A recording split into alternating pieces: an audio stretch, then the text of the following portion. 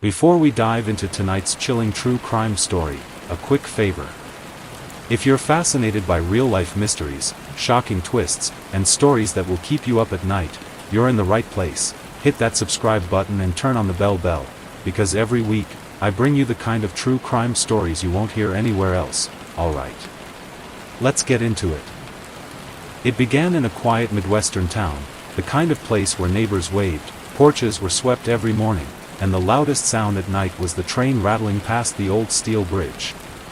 A place where summer carnivals filled the air with the smell of popcorn and fried dough, where high school football was practically religion, and where people still left their front doors unlocked because, for decades, crime had never been more than a broken window or a shoplifting teenager.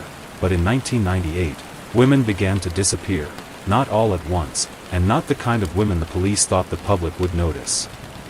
A waitress who worked the late shift at the diner. A runaway who had been in and out of foster care since she was 8. A young mother living paycheck to paycheck, struggling to keep her 2 children fed. They were vanishing without a trace, no forced entry, no witnesses, no cries for help.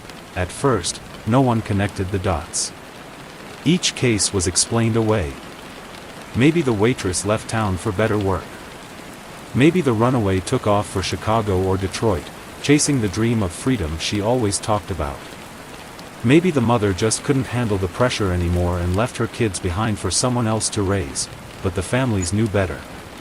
They knew something was wrong. Detectives brushed it off as coincidence. Small towns, they said, weren't immune to heartbreak. People left. People ran away. People made choices that didn't make sense to outsiders. For weeks, maybe even months, no one asked whether there could be something darker lurking beneath the surface, until one chilling discovery: each woman had last been seen near the same bus stop on Jefferson Avenue. It was an unremarkable place, wedged between an abandoned hardware store and a liquor shop with flickering neon lights. The kind of corner you'd pass 100 times without ever remembering. A rusted metal bench. A cracked glass shelter where old posters for community theater productions clung to the walls in the damp air. Nothing about it screamed danger. Nothing about it whispered warning, but that was the point. By the time police realized they were dealing with a serial predator, 3 women were already gone. The press gave him a name, the Silent Hunter. When reporters descended on the town, they painted it as a place frozen in time. Rows of tidy brick houses.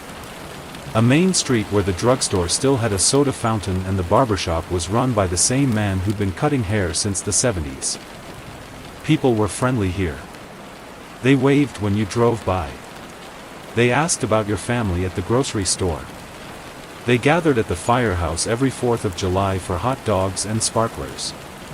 The thought that someone, anyone, living among them could be hunting women was unthinkable, and maybe that's why he chose it.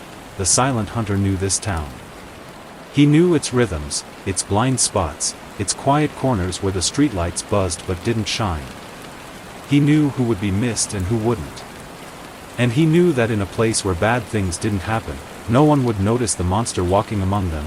For months, his presence went undetected. The first name was Marlene Cross.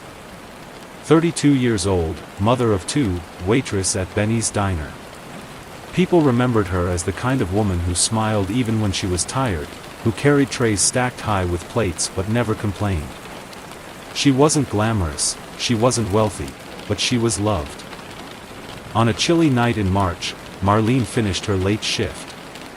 The diner closed at midnight, and she lingered after work, chatting with the cook while refilling the salt shakers and wiping down the booths. She punched out at 12:27 a.m., pulled on her faded denim jacket, and walked toward the bus stop on Jefferson Avenue, the same route she'd taken for years, but she never made it home. When her mother arrived at Marlene's small duplex the next morning to drop off the kids, the door was locked. The lights were off. There was no sign of her. At first, they thought she might have overslept. But the hours passed, and panic began to spread. Marlene was reported missing by 5 p.m. Police checked the usual places, friends' houses, the diner, even the bars along Main Street. Nothing. Her purse was never recovered. Her uniform was never found. She had simply evaporated, a month later, Casey Monroe vanished. She was only 19, a girl with tangled hair and defiance in her eyes. She'd grown up in and out of group homes, never quite belonging anywhere. She'd been in trouble for shoplifting, for skipping school, for fighting with foster parents. But she was also smart, sharp, with a sense of humor that could cut through any room. Casey had been seen near Jefferson Avenue the night she disappeared. Witnesses recalled her sitting at the bus stop around 10:45 p.m., tapping her foot impatiently, a cigarette between her fingers. She'd told a friend she was catching the bus to meet a guy. But no one ever saw her board. For the police, Casey's disappearance was easier to dismiss. Runaways, after all, were unpredictable. Maybe she'd hitched a ride out of town. Maybe she'd found a boyfriend in another city. Maybe she just wanted a clean slate. That was the story they told themselves, but Casey's file remained open. By the time the third woman, Angela Porter, disappeared in June, the whispers were growing too loud to ignore.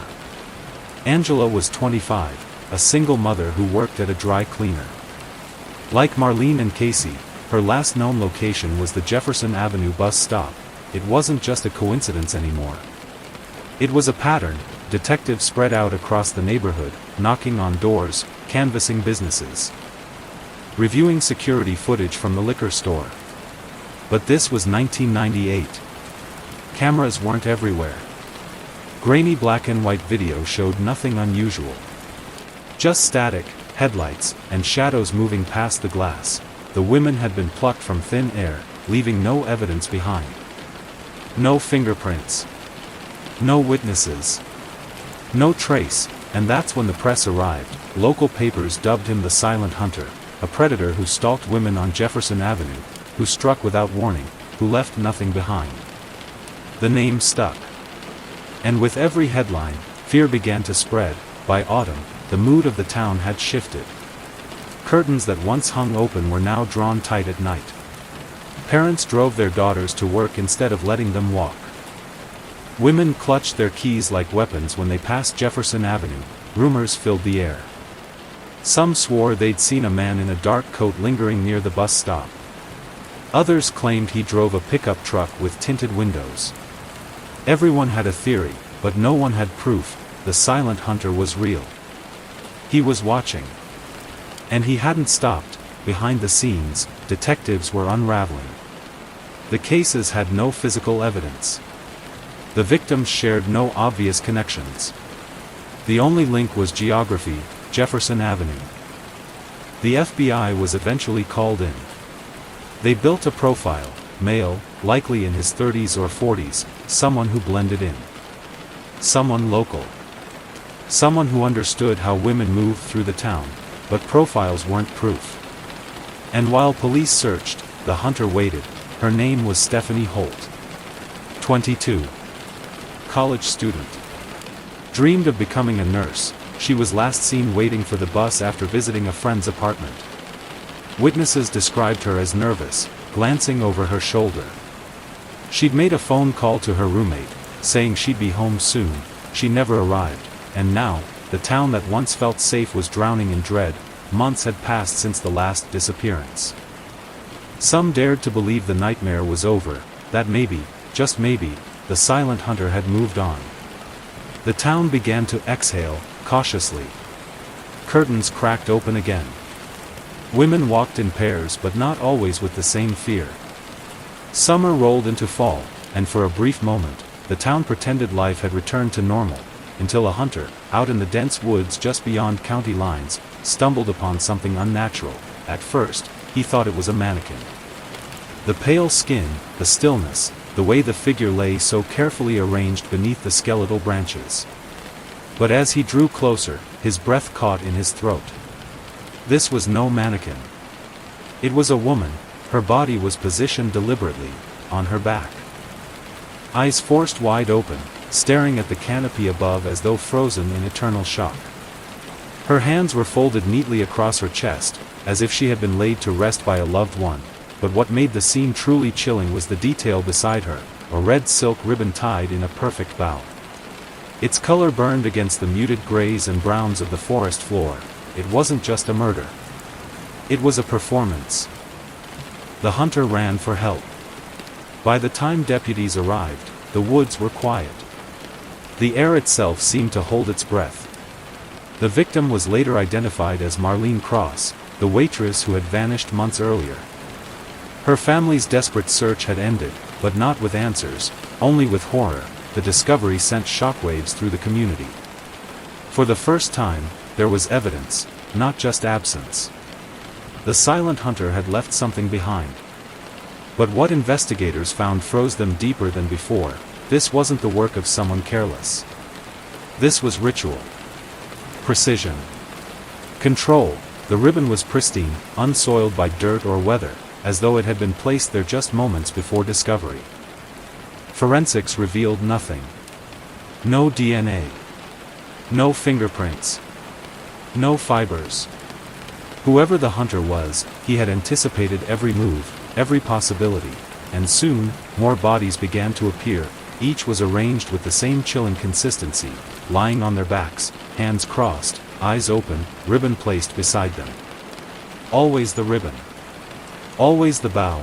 The silent hunter was making a statement. And it was clear, the disappearances were never meant to be the end. They were only the first act. One profiler, called in by the FBI, put words to what others feared to admit. "This isn't just a killer," he said, his voice flat, analytical. "This is someone who believes he's an artist, and his victims are the canvas." The word sent shivers down the spines of every investigator in the room. Because it explained everything. The care. The staging. The silence. The silent hunter wasn't killing for rage. Not for money. Not even for revenge. He was killing for creation. For the theater of it. For the story it told. And the ribbons? They weren't just tokens. They were signatures. An artist signing his work. The moment the ribbon detail leaked to the press, the case exploded. National networks camped outside the police department. Headlines screamed about the artist killer. Talk shows speculated endlessly about what the ribbons meant. The town, once a dot on a map, was now infamous. And with infamy came fear. Women refused to leave their homes after dark. The bus stop on Jefferson Avenue became a place of pilgrimage for reporters and true crime enthusiasts. Parents forbade their daughters from going anywhere alone, but the silent hunter thrived in the chaos. For him, attention was fuel. Every broadcast, every article, every whisper of his name made him stronger. Because while the world watched in horror, he was already preparing his next performance. Investigators dug deeper. They mapped the sites where bodies had been found. Each was carefully chosen, remote, quiet, yet close enough to civilization to ensure discovery. It was a balance. The hunter wanted his work seen, but only after he was finished. He wasn't hiding the bodies. He was displaying them. Psychologists noted something else: the eyes. Victims weren't just left with eyes open by chance. It was deliberate. The hunter wanted them to see, even in death. To bear witness. To stare back at a world that had failed to protect them. The red ribbons, too, carried weight. Red, the color of blood, of passion, of power. Silk, the fabric of luxury. Delicacy, intimacy. The bow, childlike, innocent, mocking. Together, it formed a signature both elegant and grotesque. Every element was chosen. Every detail was intentional. This wasn't madness without reason. This was design. As months passed and more victims surfaced, the town's fear twisted into something darker: obsession. Some residents collected newspaper clippings, pinning them on corkboards as if solving the case themselves. Amateur sleuths flooded the police tip line with theories, each more bizarre than the last. Some claimed he was a former mortician. Others swore he was an artist from the local college. One man insisted the ribbons could only come from a specific fabric store 3 towns over, but the leads went nowhere, and while the community obsessed, the hunter struck again. It was discovered in early winter, beneath the skeletal frame of an abandoned barn. Snow dusted the scene, making the ribbon's crimson glow almost unbearable to look at. This time, investigators noticed something new. Beside the victim's folded hands lay a second ribbon, untied, curled loosely like a question mark. It was as though the hunter was taunting them. Evolving his art. Adding layers to his message. What did it mean? A warning? A challenge? Or an unfinished masterpiece waiting to be revealed? By now, every woman in town lived under invisible chains. They changed routines, avoided Jefferson Avenue entirely, and clutched pepper spray like rosary beads, but fear had a way of eroding sanity. Relationships crumbled. Neighbors eyed one another with suspicion. Husbands were questioned. Boyfriends accused. Fathers whispered about in hushed tones, because if the profiler was right, then the hunter wasn't some faceless drifter. He was someone who lived here. Someone who waved at you from his porch. Someone who bought groceries in the same store, stood in line at the same bank, sat in the same pew on Sunday morning, and that thought was the most terrifying of all. What no one knew was that the silent hunter was already steps ahead. He watched the news reports. He studied the investigators. He listened to the whispers of the town. Every panic, every curfew, every headline was proof that his performance was working. To him, this was art on the grandest stage, fear itself as the audience. And as long as they were watching, he wasn't finished, not even close. The investigation had reached a boiling point. Months of fear, endless press conferences, and mounting pressure from the public had turned the police department into a pressure cooker.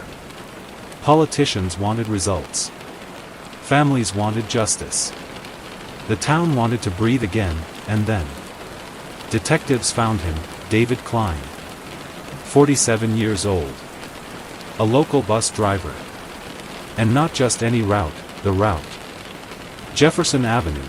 Klein's name first came up when detectives pored over schedules, matching bus routes against the nights women disappeared. Every time. Klein had been behind the wheel. Every time, he was within reach, and his past didn't help his case. Reports of harassment. Complaints from women who said he stared too long, leaned too close, asked questions that felt too personal. Nothing that had ever stuck, but enough to paint a picture. When the police finally knocked on his door, Klein didn't act surprised. If anything, he seemed amused. Under the harsh fluorescent lights of the interrogation room, David Klein leaned back in his chair, arms crossed, eyes sharp. Detectives asked him where he was on the nights the women disappeared. He gave vague answers. He wasn't sure. Maybe he was home. Maybe he was out. Did it matter? They pressed harder. Did he know the victims? Did he ever talk to them? Did he offer them rides? Klein smirked. Shrugged. He never said yes. He never said no. He let the silence stretch until it felt like the walls themselves were closing in, and every time a detective's voice cracked in frustration, Klein smiled wider. It wasn't a confession. But it wasn't innocence either, it was something else. Something darker, as though he enjoyed watching the detectives squirm. By the time Klein went to trial, the town had already made up its mind. He was guilty. He had to be guilty. The district attorney leaned heavily on circumstantial evidence, his schedule, his behavior, the testimonies of women who felt threatened by him. The image of a lonely, predatory bus driver fit too perfectly. The defense fought back, insisting there was no physical evidence tying him to the crime scenes. No DNA. No fingerprints. No ribbons in his possession. Nothing, but the jury didn't care. They wanted closure. They wanted safety. They wanted a villain, and they found one in David Klein. The verdict came swiftly, guilty on all counts, life in prison. No parole. When the judge read the sentence, a sigh of relief swept across the courtroom. Families of victims cried. Reporters scribbled furiously. And outside, the town felt something it hadn't in years, relief. The silent hunter had been caught, or so they thought. With Klein behind bars, life slowly began to creep back to normal. The Jefferson Avenue bus stop was repainted. Streetlights were repaired. Businesses reopened later hours. For the first time in years, women dared to walk home after dark. The fear that had hung like a storm cloud over the town seemed to finally break. People smiled again. Laughed again. Believed again. The silent hunter was no more, or so they thought. 2 years later, in the dead of winter, the illusion shattered. It was January, the air bitter and sharp. A couple hiking through the woods just outside town noticed something strange in the snow, a shape too smooth, too deliberate to be an accident of nature. They drew closer, and then they screamed. Lying in the snow was a woman's body. Carefully positioned. Eyes wide open. Hands folded neatly across her chest, and beside her, bright against the frozen ground, a red silk ribbon tied in a perfect bow. It was unmistakable. The silent hunter had returned. News spread like wildfire. The town that had healed suddenly tore itself open again. David Klein was still locked away, rotting in a maximum security prison. He hadn't left those walls in 2 years. Which meant only one thing: they had convicted the wrong man. The silent hunter was still out there. Watching. Waiting, and now, free from suspicion, he was ready to perform again. The fallout was immediate and brutal. The police department was humiliated. Detectives who had sworn Klein was the killer were dragged across national news. The DA who pushed for conviction was accused of rushing justice. The families of victims, who thought they'd found closure, were forced to relive their grief all over again. Some turned their anger on the police. Others turned it inward, blaming themselves for believing the lie. And Klein, behind bars, he was grinning. He had never confessed. Never denied. He had let them convict him, let them believe. And now, with the ribbons back, he held the last laugh. He wasn't innocent. But he wasn't the hunter either, which made him something worse, a man who enjoyed being mistaken for a monster. For investigators, the message was clear: the silent hunter had been watching the entire time. Watching the trial. Watching the conviction. Watching the town celebrate his supposed capture. And then, when everyone finally let down their guard, he struck again. The ribbon in the snow wasn't just a calling card. It was a declaration. I'm still here. And he wasn't finished, not by a long shot. The new body changed everything. Detectives who had once declared the silent hunter case closed now found themselves dragged back into a nightmare they thought was over. Every piece of evidence against David Klein was re-examined, every testimony replayed, every photograph pulled from dusty files. Had they convicted the wrong man? Was Klein innocent? Or worse, was he working with someone else? And then there was a third possibility, one that kept detectives awake at night. What if this wasn't the silent hunter at all? What if it was a copycat? The questions swirled like smoke. But the answers were far darker than anyone imagined. As investigators combed through the victims' histories once more, a chilling pattern surfaced. Each woman, Marlene Cross, Casey Monroe, Angela Porter, Stephanie Holt, had seen the same therapist, Dr. Henry Walsh, a well-regarded psychiatrist with a sterling reputation. To the public, he was the man you went to when your world was falling apart. He treated depression, anxiety, post-traumatic stress.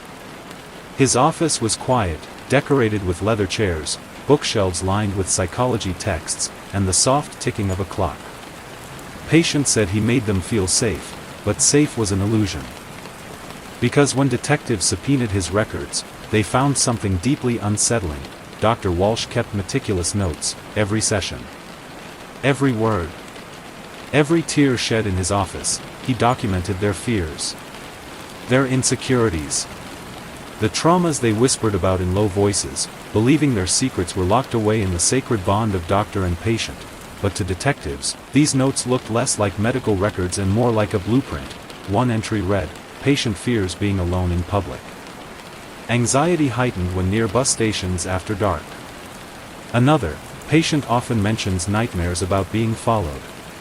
Expresses fear of red objects." The deeper detectives read, the colder their blood ran. These weren't just notes, they were vulnerabilities, weaknesses, a shopping list for control. And yet, Walsh's life was spotless. On paper, he was untouchable. Married for 20 years. Father of 2. regularly donated to charities, attended church every Sunday. His colleagues described him as calm, articulate, kind. There was no record of violence. No past arrests. No lawsuits. Not even a parking ticket. When detectives brought him in for questioning, Dr. Walsh didn't flinch. He smiled politely, offered them tea, spoke in a calm, measured voice, as though he were conducting the interview instead of them. When asked about the women, he acknowledged he had treated them, yes, but he insisted he had dozens of patients, hundreds over the years. Why single him out? His eyes never wavered. His hands never shook, and when the detectives finally released him, some even doubted themselves. Could this man really be the monster they were hunting? But one detective wasn't convinced. He was young, barely 30, new to the force, with none of the cynicism that years of disappointment bring. To him, something about Walsh didn't feel right, so he made a decision that would change the case forever. He followed him. It was a cold night, the kind where your breath hangs in the air and silence feels heavier than sound. The rookie sat in his car, parked half a block from Walsh's pristine suburban home. Hours passed. Midnight came and went. The neighborhood slept, and then, movement. At 2 a.m., Dr. Walsh emerged. Dressed in a dark coat, his posture calm and deliberate. He climbed into his car, headlights flicking on, cutting across the empty street. The rookie tailed him, careful to stay just far enough back. Walsh drove with precision. No sudden turns, no wasted movement. He knew these roads well, and then the rookie's stomach sank. Walsh wasn't driving toward his office. He wasn't visiting a patient, he was heading toward the woods. The car slowed, pulling off onto a dirt path. Walsh stepped out, his breath misting in the cold. The rookie gripped his camera, heart pounding. Through the lens, in the beam of his headlights, he saw Walsh walk deeper into the trees, and then, Walsh reached into his coat pocket. What he pulled out glowed against the darkness like a drop of fresh blood, a red silk ribbon. The rookie's finger trembled on the shutter. The camera clicked. Proof, the silent hunter wasn't a bus driver. He wasn't a drifter. He was Dr. Henry Walsh, respected, trusted, hidden in plain sight.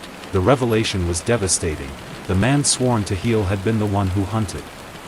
The man entrusted with secrets had weaponized them.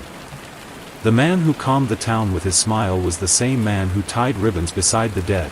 And now, the game was no longer about finding him, it was about proving it, because Dr. Walsh still had one advantage left. On paper, he was perfect, and perfection is the hardest mask to tear away. The town erupted when the news broke. Dr. Henry Walsh, the trusted psychiatrist, the healer, the man people poured their souls into, was led out of his pristine suburban home in handcuffs. Cameras flashed. Reporters shouted. Neighbors wept, unable to reconcile the kind doctor with the monster accused of being the silent hunter.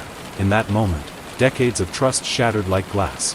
The man they had once sought for comfort was now branded the architect of terror. But the true horror, the real depth of his evil, wasn't revealed until court. The courtroom was packed. Families of victims filled the pews, clutching tissues, whispering prayers. Journalists lined the aisles, pens scratching, cameras ready.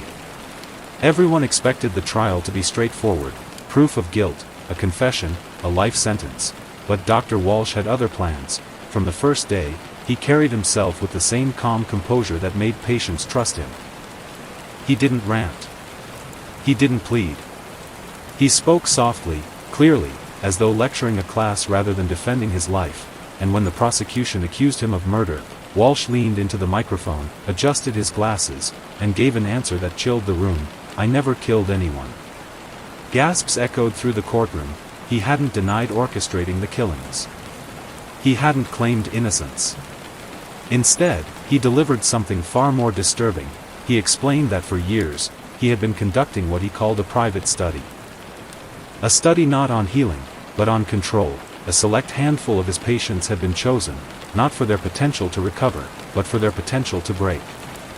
They were lonely, isolated, damaged men who came to him begging for help. Instead of helping them, Walsh studied them. He mapped their desires, their fantasies, their fears. He peeled back the layers of their psyche until he found the raw, bleeding core of their darkest impulses, and then, he weaponized them. Each murder, Walsh claimed, was not his own hand. Every victim had been chosen by him, yes. Every ribbon placed at the scene had been his idea. But the actual acts, the kidnappings, the killings, the staging, had been carried out by his patients. Each man believed he was acting on his own urges, finally unleashing the violence that had long festered inside him, but in reality, they were following a script written by Dr. Walsh. He whispered ideas into their ears during sessions. He planted seeds, nudged thoughts, built fantasies.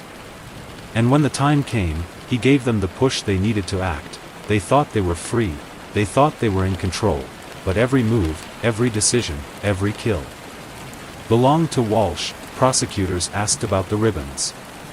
Why the bow? Why red silk? Walsh smiled faintly, almost proud. It was never about the ribbon, he said. It was about consistency. A mark of authorship. A way to unify the performances, so the world would know they belonged to a single vision. The ribbon was the frame around the painting. To him, the women weren't human beings. They were brushstrokes in his gallery of control, but the most haunting moment came when he was asked why manipulate? Why destroy? Why turn men into monsters and women into art? Walsh folded his hands, looked directly at the jury, and spoke with terrifying conviction, to prove that the human mind is the most powerful weapon of all. I never touched a single victim. And yet, I killed them all. The words hung in the air like a curse. The families broke. Some sobbed. Some screamed. Others sat in silence, hollowed out by the realization that their loved ones' deaths had been orchestrated not by a single madman, but by a conductor guiding an entire symphony of killers. Jurors sat pale and trembling. Reporters scribbled frantically. Even the judge struggled to maintain composure, because this wasn't just murder, this was an experiment, an idea given flesh and blood, and it had worked. The evidence of Walsh's manipulation was overwhelming. Patient files. Recorded sessions. Testimonies from broken men who admitted they had done unspeakable things under Walsh's guidance. The jury deliberated for only 5 hours before delivering their verdict: guilty on all counts, life in prison. No possibility of parole, but even as the gavel struck, sealing his fate, Walsh smiled, because in his mind, he had already won. The case left the town, and the world, reeling. How many killers had Walsh created? How many patients had carried out his orders without ever being caught? Were there more silent hunters still out there, waiting to strike again? No one could be sure, and that was the final cruelty of Dr. Henry Walsh. He had taken a town's sense of safety, a community's trust in medicine, and the very concept of sanity itself, and turned them into weapons. The world would forever remember the silent hunter not as one man, but as many, a collective of broken souls, manipulated into violence by a single conductor, and at the center of it all was Walsh, smiling in his cell, knowing that he had proven his point. The silent hunter was never a man, it was a symphony, a performance orchestrated by a monster hiding in plain sight, and somewhere, in the darkest corners of the human mind, his music was still playing. And that is the story of the silent hunter, the serial killer who never killed. If you think you know who to trust, think again. Because sometimes, the most dangerous predators aren't hiding in the shadows. They're sitting across from you, smiling, offering help, and writing everything down.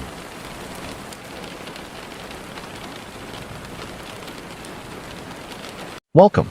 If you crave chilling true crime stories, real mysteries, and twists you'll never see coming, you're in the right place. Subscribe now and join a community that never looks away from the truth. Because every week, we shine a light where others won't. Are you ready? Let's begin. Claire Whitmore was the kind of woman who seemed to glow from within, the sort of person who could walk into a room and instantly shift the atmosphere without even trying. She had an effortless grace that felt timeless, like she belonged in another era. People often said she reminded them of an old Hollywood star, Audrey Hepburn, perhaps, not because of her looks, though she was striking, but because of her quiet magnetism. At 29, Claire had already made a name for herself in Asheville's tight-knit creative community. Her photography, dreamlike images of mist rolling over the Blue Ridge Mountains, abandoned cabins swallowed by ivy, and lonely dirt roads curving into nowhere, felt like visual poetry. Locals knew her by sight, often spotting her crouched near a trail with her old Canon, one camera slung around her neck, a knit scarf trailing behind her, her boots muddy from hours spent in the forest. She didn't chase trends or the Instagram aesthetic. Her photos had depth, a melancholy warmth that seemed to resonate with anyone who had ever felt both in love with and haunted by the natural world. Her success was modest but promising. She sold prints to small galleries and coffee shops, and her Instagram, though not massive, had a fiercely loyal following. Claire didn't crave fame, but she loved connection, loved that her work made strangers feel something. She lived in a cozy apartment on the second floor of a renovated Victorian house in Montfort, a historic neighborhood in Asheville. The building was painted a cheerful pale yellow, with ivy curling up the white-trimmed porch and flower boxes brimming with lavender and rosemary. Inside, Claire had filled the space with character. A vintage velvet couch she'd found at a flea market, mismatched ceramic mugs from local artisans, stacks of photography books, and thrifted frames cradling her own prints. Her home was warm, welcoming, and creative, just like her. It was in this vibrant, art-filled life that Daniel Hayes appeared. Daniel was 32, tall, with dark hair that always seemed perfectly tousled, as if he'd just stepped off the page of an architecture magazine. He had the kind of calm energy that made people lean in when he spoke. He wasn't loud or commanding, but there was something magnetic about him, something that made you want to know what was going on behind those dark, thoughtful eyes. Claire met him at a local art exhibit one evening in early spring. She was showcasing a series of photographs titled Echoes of Home, moody black and white shots of abandoned farmhouses she'd discovered during her solo drives through rural North Carolina. The gallery was softly lit, the hum of conversation mingling with gentle jazz playing from an old record player in the corner. She was standing near one of her favorite pieces, a crumbling farmhouse framed by wild sunflowers, when Daniel approached. "You have a gift," he said, his voice low but confident. "These feel like memories." Claire turned, a little surprised. She wasn't used to strangers speaking to her so directly at these events. He was dressed simply. Charcoal slacks, a white shirt with the sleeves rolled neatly to his elbows, but his presence felt deliberate. "Thank you," she said, her smile warm but cautious. Daniel introduced himself as an architect. He had recently moved from Charlotte to Asheville to start his own design firm, specializing in sustainable homes that blended with the mountain landscape. There was something refreshing about the way he spoke, measured, intentional, as if he'd thought carefully about every word before saying it. They spent the rest of the evening talking. He asked thoughtful questions about her process, her inspirations, and what drew her to forgotten spaces. Claire, who was used to people complimenting her work in passing, was struck by how genuinely curious he seemed. By the time the gallery closed for the night, they were the last two guests there, standing by the exit with coffees from the cafe next door, laughing softly about how neither of them had realized how late it had gotten. Their romance unfolded quickly, like a Polaroid developing in fast motion. Within weeks, they were inseparable. They spent long weekends exploring winding mountain roads, Daniel driving while Claire leaned out the passenger window, snapping photos of roadside diners and rusty mailboxes. They hiked trails that ended in sweeping views of misty valleys. They tried new restaurants and cooked elaborate dinners at home, often dancing barefoot in the kitchen to Ella Fitzgerald records. Claire began sharing glimpses of their life together on Instagram. Daniel sketching late into the night, hunched over his drafting table. Daniel standing in the doorway of a cabin they'd rented for a weekend, his arms crossed, watching her take photos of the fog outside. Daniel twirling her in their apartment's tiny kitchen, both of them laughing. To everyone who followed their story online, they seemed like a modern fairy tale couple, creative, stylish, deeply in love. But in real life, behind the carefully chosen frames and captions, something subtle began to shift. At first, it was small things. Daniel became particular about how Claire spent her time. He'd sigh when she mentioned plans to grab coffee with a friend. "Do you really want to waste a whole afternoon gossiping?" he'd ask, half joking, kissing her forehead as if to soften the words. Claire found herself declining invitations more often than not, opting to stay home. Daniel didn't forbid her from going out.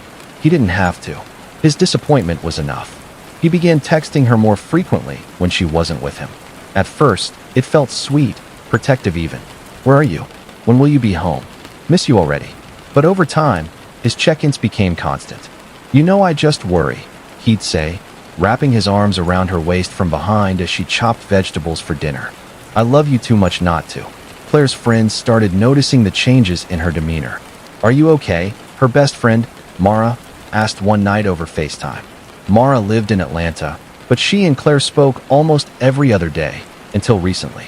Now, their calls were sporadic, often cut short by Claire saying Daniel needed her for something. "Yeah, I'm fine," Claire said with a small smile, tucking her hair behind her ear. "Daniel just likes to know where I am. It makes him feel safe, I guess." Mara frowned. "Safe from what?" Claire shrugged. "He's just protective." She changed the subject quickly, steering the conversation back to Mara's new apartment, but her smile didn't quite reach her eyes. By October, Asheville was awash in autumn colors. The mountains blazed in hues of amber, scarlet, and gold, and tourists flooded the city to experience the season's beauty. Claire should have been thriving, camera in hand, capturing the fleeting magic of fall. But instead, she seemed withdrawn. Her Instagram posts slowed. When she did share something, it was often an old photo rather than something new. She'd started turning down photography gigs, claiming she was too busy. Friends joked that she'd gone into hibernation for the winter. But those closest to her knew something wasn't right. One afternoon, Claire stopped by a local coffee shop where she'd once been a regular. The barista, who knew her by name, was surprised to see her after weeks of absence. "Claire, it's been forever," he said as he handed her a chai latte. She smiled faintly, tucking a loose strand of hair behind her ear. "Yeah, I've just been busy." Her eyes darted toward the window, scanning the street as if she were expecting someone to follow her. Then came November. The air grew colder, the days shorter. Claire's world seemed to shrink even further. On a rainy Thursday night, she sent a text to her sister, Emily. "Something feels wrong. Can't talk. We'll explain soon." Emily responded immediately. "Claire, are you okay? Call me." There was no reply. It was the last time anyone heard from her. When Emily couldn't reach her sister the next morning, she assumed Claire had overslept or left her phone on silent. But by the afternoon, worry set in. Emily called Claire repeatedly. No answer. She texted Daniel, who replied casually, saying Claire had gone for a drive early that morning to take photos. "That's not unusual," he wrote. "She loves doing that when it rains." But something about his tone, so nonchalant, so unconcerned, didn't sit right with Emily. By nightfall, Emily drove 2 hours from Charlotte to Asheville. She arrived at Claire's apartment building just as the rain started again, tapping softly against the windshield. Claire's car was parked in its usual spot. Emily climbed the stairs to her sister's apartment and knocked. No answer. She called Daniel. "She probably just needed some time to herself," he said calmly. "Claire gets like that sometimes. She'll be back." Emily wasn't convinced. She called the police. The official missing persons report was filed within 24 hours. Detectives began canvassing the area, speaking to neighbors, friends, and Daniel himself. Daniel told them he'd last seen Claire around 10 p.m. the night before. They'd eaten dinner together, pasta and salad, he said, and watched a movie. She'd seemed a little off, maybe tired, but nothing unusual. He'd gone to bed early, and when he woke up, she was gone. Police searched Claire's apartment. Her wallet was still there. Her phone charger, too. Her camera bag, which she rarely left without, sat by the door. Only her phone was missing. There were no signs of forced entry, no signs of a struggle. It was as if Claire had simply vanished. And yet, those closest to her knew that wasn't possible. Claire wasn't the type to disappear without explanation. She was thoughtful, communicative, deeply connected to her family. Something was wrong. And so began the mystery of Claire Whitmore's disappearance. A story that would grip Asheville, unravel friendships, and expose dark truths no one could have predicted. Because behind the picture-perfect images Claire had shared with the world was a reality far more dangerous than anyone realized. The weekend Claire missed the family gathering was the turning point. Her parents had driven up from Charlotte, expecting maybe to scold her gently for forgetting. or at least to find her frazzled but safe, buried in photography edits or distracted by some new project. That was who Claire was: creative, whimsical, sometimes lost in her own world, but never careless. And never unreachable. The drive from Charlotte to Asheville was familiar to them. Emily, Claire's sister, had texted their mom repeatedly during the trip, each message growing shorter and more worried. Still nothing from her. Daniel isn't answering now either. This isn't like her. By the time they arrived in Claire's neighborhood, late afternoon sun slanting through the trees, the unease in their stomachs had curdled into dread. Her apartment building looked just as it always did. That pale yellow Victorian with a porch that smelled faintly of rosemary from the potted herbs Claire loved. A neighbor waved politely from their stoop. No one seemed alarmed. Claire's car was there, parked neatly in its usual spot. Her parents exchanged a look. If she'd gone on one of her photography drives, why would she have left her car behind? They climbed the stairs to her second-floor apartment. Her mother's hand trembled slightly as she knocked. No answer. After a few moments, her father tried the door. It was unlocked. Inside, the apartment was pristine. Too pristine. Claire wasn't messy by nature, but her home always carried the warmth and chaos of an artist at work. Usually, there were memory cards scattered across the coffee table, mugs abandoned mid-coffee, or film canisters lined up by the window.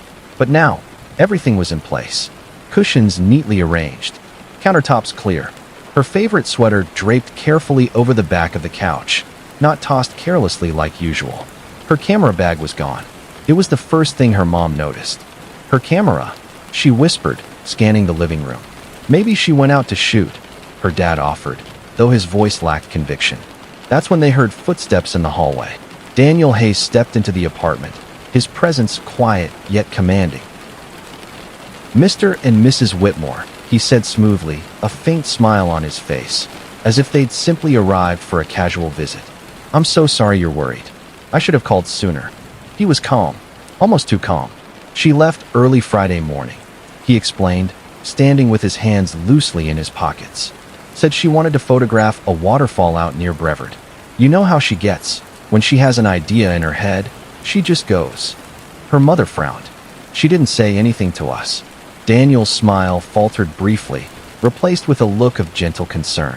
"She probably just needed some space. She's been stressed lately." Something about his tone, measured, soothing, but strangely detached, made the hair on the back of Mrs. Whitmore's neck stand on end. They called the police that night. At first, the investigation was routine. Adults disappear all the time, officers said gently. Maybe she just needed to clear her head. Asheville police dispatched a few patrol cars to check local hospitals, sent officers to canvass the area. Missing person posters went up around town, Claire's soft brown eyes staring out from every telephone pole. Daniel was cooperative. He sat through hours of questioning, answering everything without hesitation. He recounted their Thursday night, pasta for dinner, a quiet movie, her seeming a bit tired, then him heading to bed early. By morning, he claimed, she was gone. Detectives found his demeanor reassuring. He was calm, polite, respectful. He didn't fidget or stumble over his words. He even offered his phone and laptop for review. "He's either telling the truth," one detective muttered to his partner after the first round of questioning, "or he's very, very good at lying." Days passed. A search team scoured the Brevard area, focusing on the waterfalls Daniel mentioned. No sign of Claire. Her car remained untouched outside her apartment. Then came the call that changed everything. A road crew working along a narrow mountain highway found something strange in a ditch, a cell phone. The phone was waterlogged, covered in mud, but the screen protector bore a familiar floral design. It was Claire's. Oddly, there were no fingerprints. Not Claire's. Not anyone's. Detectives examined the area. The ditch was steep and rocky, surrounded by thick brush. It wasn't the kind of place someone would accidentally drop a phone. It felt deliberate.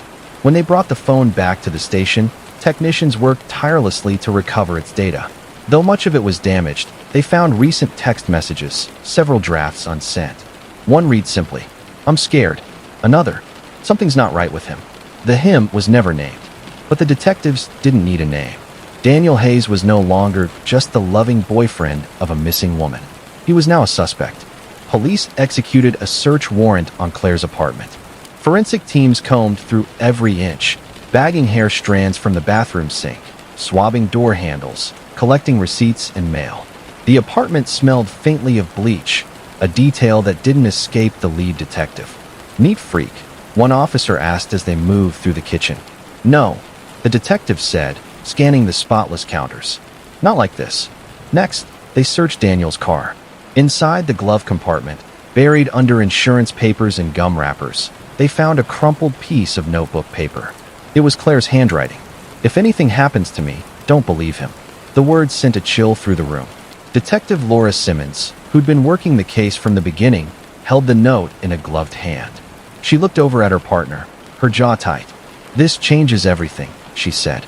News of Claire's disappearance had already spread through Asheville's tight-knit community, but this discovery turned quiet concern into shock and outrage.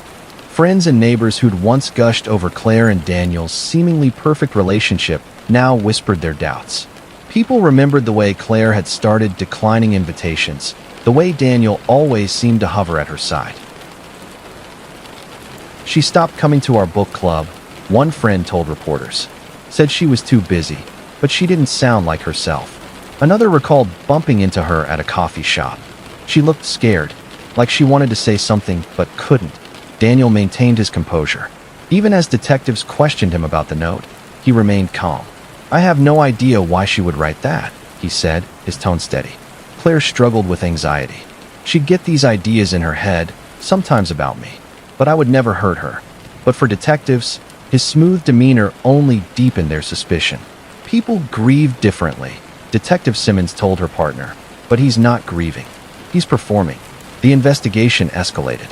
Police obtained search warrants for Daniel's bank accounts, phone records, and business dealings. They pulled surveillance footage from gas stations along the route to Brevard, hoping to spot Claire's car or Daniel's.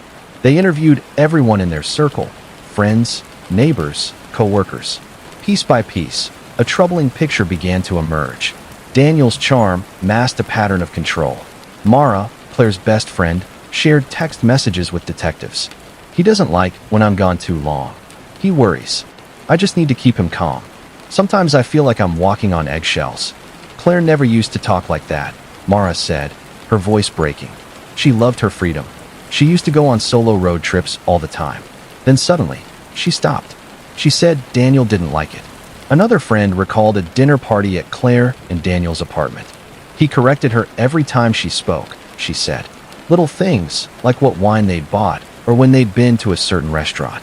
It was unsettling, like he needed her to be perfect. Detectives also discovered that Daniel had been quietly struggling with finances. His new architecture firm was barely staying afloat.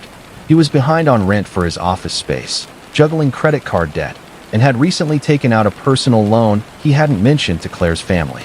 Money problems, control issues, a girlfriend who's starting to pull away, Detective Simmons said grimly. Classic setup for a domestic violence case. But without a body, without concrete evidence of foul play, they were stuck. They needed more. The search intensified. Volunteers combed hiking trails and riverbanks. Drones scanned the forests outside Asheville. Dive teams explored lakes near Brevard. Every day, the story dominated local news. Claire's soft smile appeared on TV screens across North Carolina, alongside headlines like, "Missing Asheville Photographer," and "Boyfriend Cooperating in Investigation." Social media exploded with theories. Some believed Daniel was innocent, that Claire had chosen to disappear, escaping a life that felt suffocating. Others were convinced he had killed her and staged her disappearance.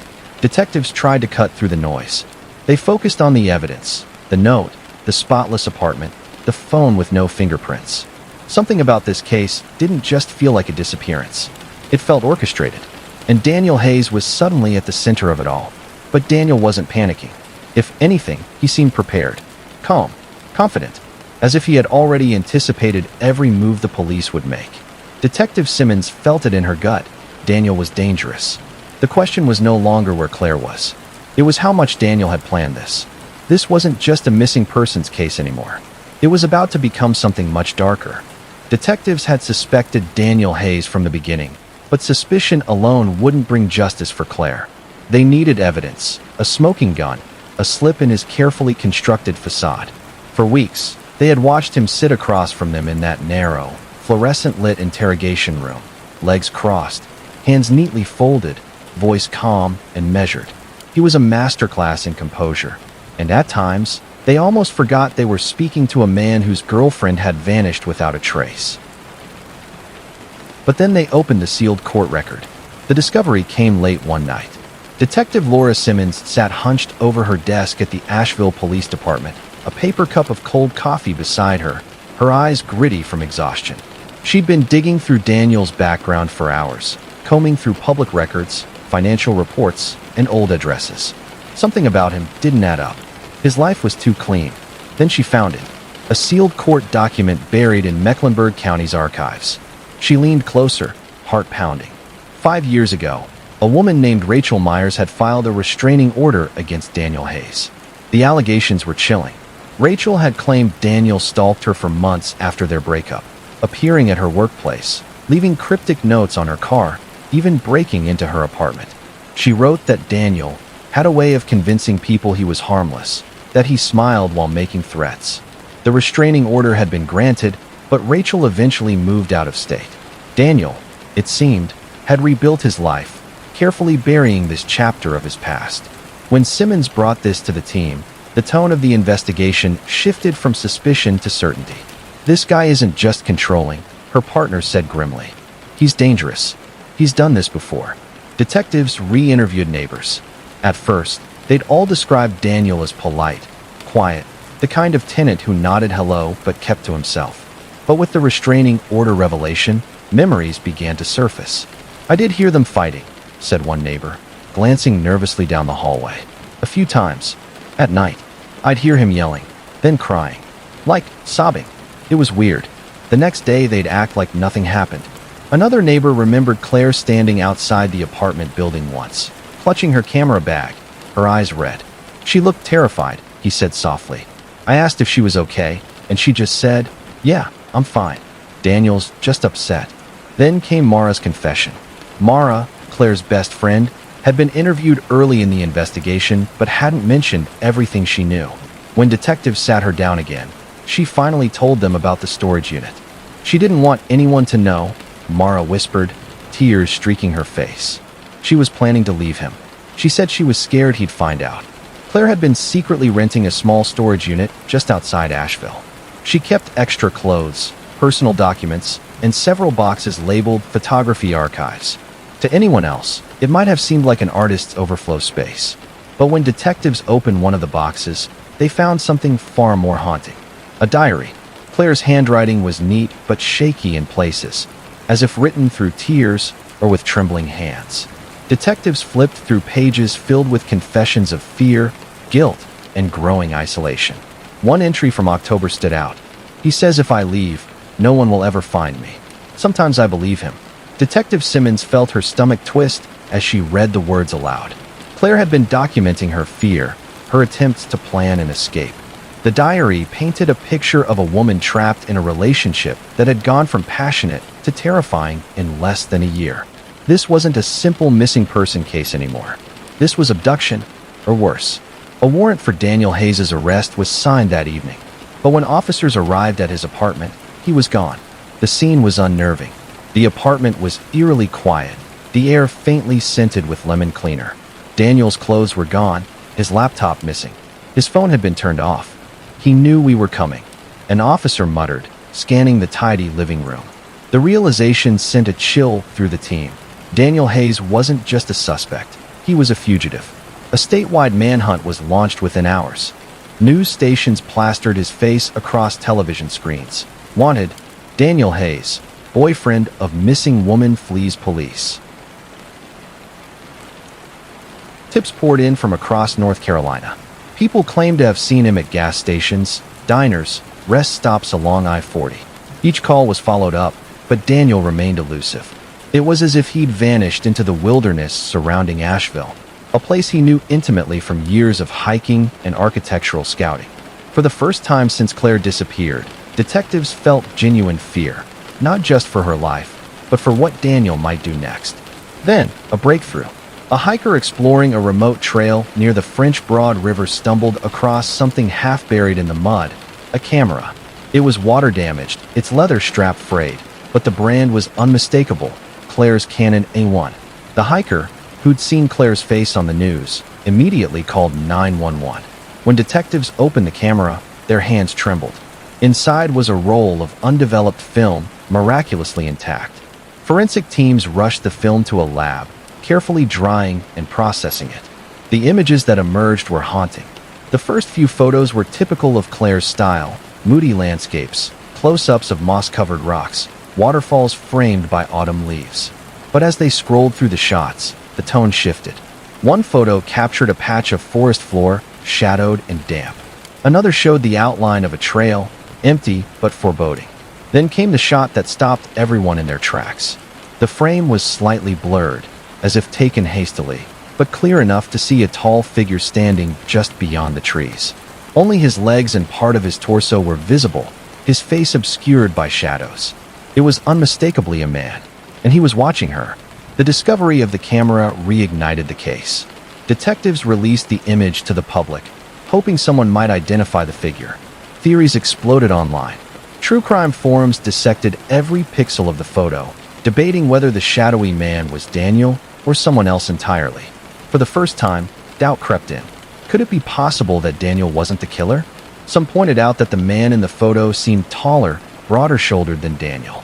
Others argued that Daniel had probably been wearing bulky outdoor gear. Conspiracy theories flourished. Maybe Claire had been followed by a stranger. Maybe she'd stumbled into something dangerous while photographing in remote woods. Detective Simmons refused to let go of her instincts. "Daniel's running for a reason," she told her team. "He's our guy. That's him in the photo." But the seed of uncertainty was there, gnawing at the edges of the investigation. Meanwhile, Daniel's sightings multiplied. He was spotted buying supplies at a camping store in Boone. A cashier at a gas station swore she'd seen him fill a red jerrycan. A trail camera captured a blurry figure resembling him deep in Pisgah National Forest. It became clear that Daniel was surviving off-grid. He knew the terrain, and he was prepared. "This isn't some impulsive getaway," Simmons muttered during a briefing. "He planned this. He's hunting for something, or hiding something." Claire's family clung to hope. Her sister Emily appeared on local news, tears in her eyes, pleading for her sister's safe return. "If anyone knows anything, please come forward. Claire is loved. We just want her home." Her parents sat silently beside her, their faces pale with grief. For them, the camera photos were a double-edged sword. Proof that Claire had been alive, terrified, moments before vanishing. But also proof that she hadn't simply walked away. The manhunt became the largest in Asheville's history. Helicopters swept over forests, drones scanned cliffsides, and roadblocks appeared on highways leading out of town. Still, Daniel stayed one step ahead. Then, just as public opinion reached a fever pitch, as everyone became convinced Daniel was a calculating killer hiding in the wilderness, something unexpected happened. A hunter stumbled across a campsite deep in Pisgah National Forest. The tent was abandoned, a fire pit still smoldering. Inside were scattered supplies, dehydrated food, a sleeping bag, a flashlight.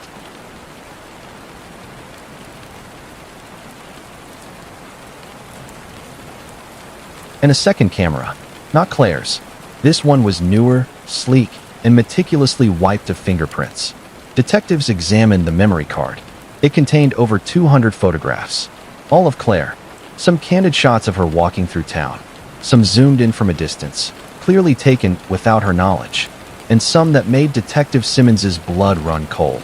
Claire asleep in her own apartment, curled on the couch, unaware of the lens watching her. But there was something else. The angles, the distances, they weren't taken from inside her apartment. They were taken from outside, through windows, from rooftops. Whoever had taken these photos knew her building well. And then, the final image. A man's hand gripping a knife. The reflection of Claire's terrified face in a nearby window.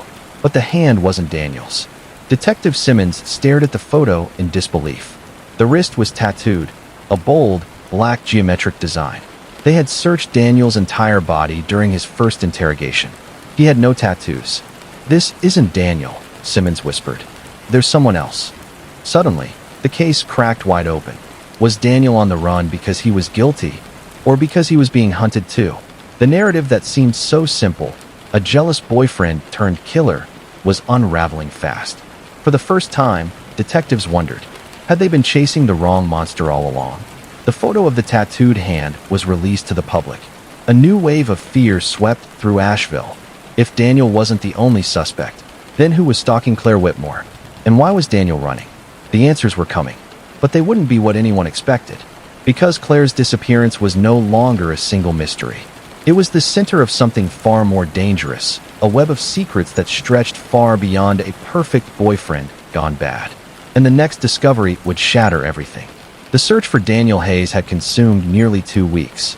Helicopters swept over dense Appalachian forest. SWAT officers combed through abandoned cabins, back roads, and campsites, certain that every hour they didn't find him was an hour closer to tragedy. When they finally tracked him to a remote cabin just outside Gatlinburg, Tennessee, they braced themselves for a violent standoff, maybe even a confession. What they found instead would unravel everything they thought they knew. It was just after midnight when the SWAT team approached. The cabin sat deep in the woods, its windows glowing faintly in the dark. The stillness of the night was thick, almost suffocating.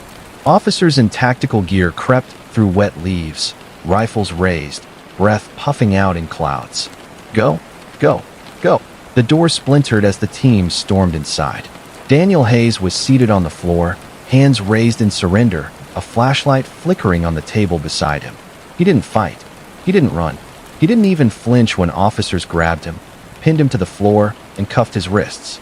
He just whispered, in a calm, eerily steady voice, "You're looking for the wrong man."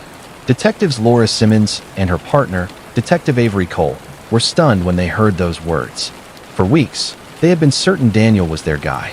They had Claire's diary, the threatening note, the spotless apartment, the man on the run. It was textbook, controlling boyfriend turned killer. But as Daniel sat in the dim interrogation room hours later, pale and exhausted from days of hiding, cracks began to form in the narrative. He didn't deny being controlling. In fact, he admitted it freely. "I wasn't good for her," he said, his voice low and raw. "I was jealous, paranoid. I hated when she left without telling me. I hated not knowing where she was." He paused, rubbing his wrists where the cuffs had been. "But I never laid a hand on her. I didn't kill her." Detective Simmons leaned forward. "Then why run, Daniel?" He looked up, eyes glistening with something that wasn't quite fear, but wasn't calm either. "Because I knew you'd never believe me," he said. "And because he's still out there." That was the first time he mentioned him. According to Daniel, Claire had been seeing someone in secret.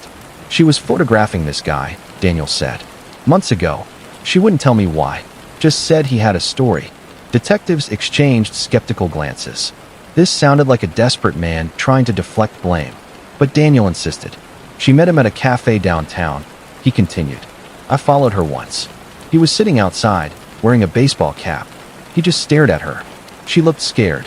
Intrigued, investigators pulled every photograph Claire had taken in the last 6 months. They pored over thousands of images, rolling hills, misty waterfalls, abandoned barns, and then they saw it. Buried deep in a series of street photography shots was a man in a faded baseball cap, sitting at a cafe table across the street. His posture was casual, but his eyes were fixed on Claire. The photo was grainy, zoomed in from a distance, but there was something unsettling about him. Detective Simmons' stomach nodded. "Who the hell is that?" she whispered. Through facial recognition and old arrest records, detectives identified the man as Miles Carver, a drifter with a long rap sheet of assault, harassment, and trespassing charges. He had no fixed address, but was known to move between North Carolina and Tennessee, often living out of a beat-up trailer. The more they dug, the darker the picture became. Security footage from a parking garage showed Claire meeting Miles late at night several weeks before her disappearance. Another clip showed them talking in the park, Claire clutching her camera like a shield. Neighbors from Claire's building recalled seeing Miles lurking near the apartment complex. One even remembered hearing a heated argument between Claire and a man who wasn't Daniel just a week before she vanished. With probable cause secured, officers raided Miles Carver's trailer. It was a rusted tin structure perched on cinder blocks at the edge of a wooded lot. The smell of rot and gasoline hit them the moment they stepped inside. Piles of dirty clothes and fast food wrappers littered the floor. A cracked television flickered silently in the corner. And there, on a small nightstand beside a stained mattress, lay Claire's silver necklace, a delicate chain her sister Emily had gifted her last Christmas. Detectives' hearts pounded. This was the first physical link to Claire since she'd vanished. Then they found the boots. Stuffed beneath the bed, caked in mud, were a pair of heavy work boots splattered with dried blood. The sight made Simmons' breath catch. "Bag them," she said sharply. Miles Carver was arrested on the spot. The headlines exploded the next morning. Miles Carver, new suspect in Claire Whitmore case. Drifter with violent past arrested after evidence found in trailer. Was Claire's boyfriend innocent? The story spread like wildfire. The narrative shifted overnight from Daniel Hayes, the obsessive boyfriend, to Miles Carver, the violent drifter with a taste for stalking women. Reporters flooded Asheville. True crime podcasts scrambled to rewrite their episodes. Claire's parents, while devastated, expressed relief that police had finally found a lead that seemed solid. Daniel Hayes was released, and the footage of him leaving the police station, tearful, exhausted, clutching a lawyer's arm, only added to the drama. "I tried to warn her about him," Daniel told reporters, his voice trembling. "I loved her. I would never hurt her." On the surface, it seemed like closure. The villain had been caught, and all that was left was to find Claire's body and bring her home. But Detective Simmons couldn't shake an uneasy feeling. It all felt too neat. Forensic tests on the boots confirmed the blood was human, but the sample was too degraded to immediately match Claire's DNA. Investigators found Claire's necklace in Miles' trailer, but there were no fingerprints on it. No trace of her DNA at all. The trailer was filthy, chaotic, but almost too chaotic. It felt staged, like someone had ransacked it before they arrived. And then there was Miles himself. During interrogation, Miles Carver was erratic but strangely consistent. "She came to me," he said, his eyes wide. "She wanted to talk. Said she needed help." "Help with what?" Detective Simmons asked, leaning forward. Miles tapped his temple. "Said someone was messing with her head. Said he'd kill her if she left." "You mean Daniel Hayes?" Miles sneered. "That rich boy? Nah, not him." "Then who?" Miles leaned back in his chair, grinning through yellowed teeth. "You'll see." Simmons left the room shaken. Miles was clearly unstable, but his confidence unsettled her. He wasn't pleading for innocence like Daniel. He wasn't trying to convince them of anything. He almost seemed amused. Evidence piled up quickly, but something about the case's sudden resolution felt wrong. The camera they'd found in Daniel's abandoned campsite, filled with surveillance photos of Claire, was still under analysis. And now that they had Miles in custody, something stood out. None of those photos matched his perspective. The shots through her apartment window had been taken from a high vantage point, a rooftop across the street. The final image, the one with the tattooed hand gripping a knife, showed arms much cleaner, more manicured than Miles' scarred, grime-covered ones. Simmons studied the tattoo in that photo again. Bold, geometric lines. Clean ink. Miles didn't have tattoos.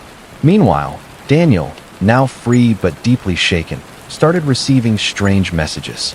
A note left on his car windshield. "You're next." A burner phone text. "She's gone because of you." When he brought them to the police, they couldn't trace the sender. The public was already convinced Miles was guilty. News stations painted him as a dangerous transient, and talk shows speculated that he'd been hunting Claire. Social media exploded with calls for justice. But behind the scenes, detectives felt the case slipping through their fingers. Miles' trailer yielded no trace evidence linking him directly to Claire besides the necklace. The boot's blood sample couldn't be confirmed as hers. And the security footage showing Claire with Miles didn't tell the full story. She didn't look afraid. In fact, she seemed desperate. Late one night, Detective Simmons sat alone in her office, flipping through Claire's recovered diary pages. She stopped on a page she'd skimmed before but hadn't studied closely. "He's everywhere. Watching me from the cafe, from the park. Daniel thinks I'm imagining it, but I'm not. I met him today. He said he could help me disappear if I needed to, but I don't trust him either." Simmons' heart skipped. Disappear? What if Claire hadn't just been a victim?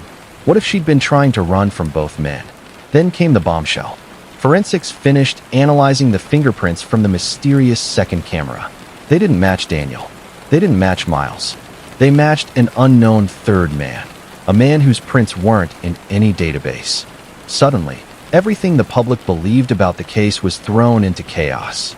Daniel's guilt? Doubtful. Miles' guilt? Convenient. Claire's fate? Still a mystery. And somewhere out there, a third man, tattooed, meticulous, and seemingly obsessed with Claire, was still watching. The case wasn't solved. It had only just begun, because the next clue wouldn't be found in a trailer or a cabin. It would come from a hidden camera feed discovered weeks later, one that showed Claire alive. And she wasn't alone. The case of Claire Whitmore had already gripped the nation. 2 men accused, a beloved woman missing, and a community torn apart by whispers of obsession, betrayal, and lies. When investigators brought Miles Carver into custody, the public thought the story was over. Claire was gone, and the unstable drifter with a violent past was the obvious villain.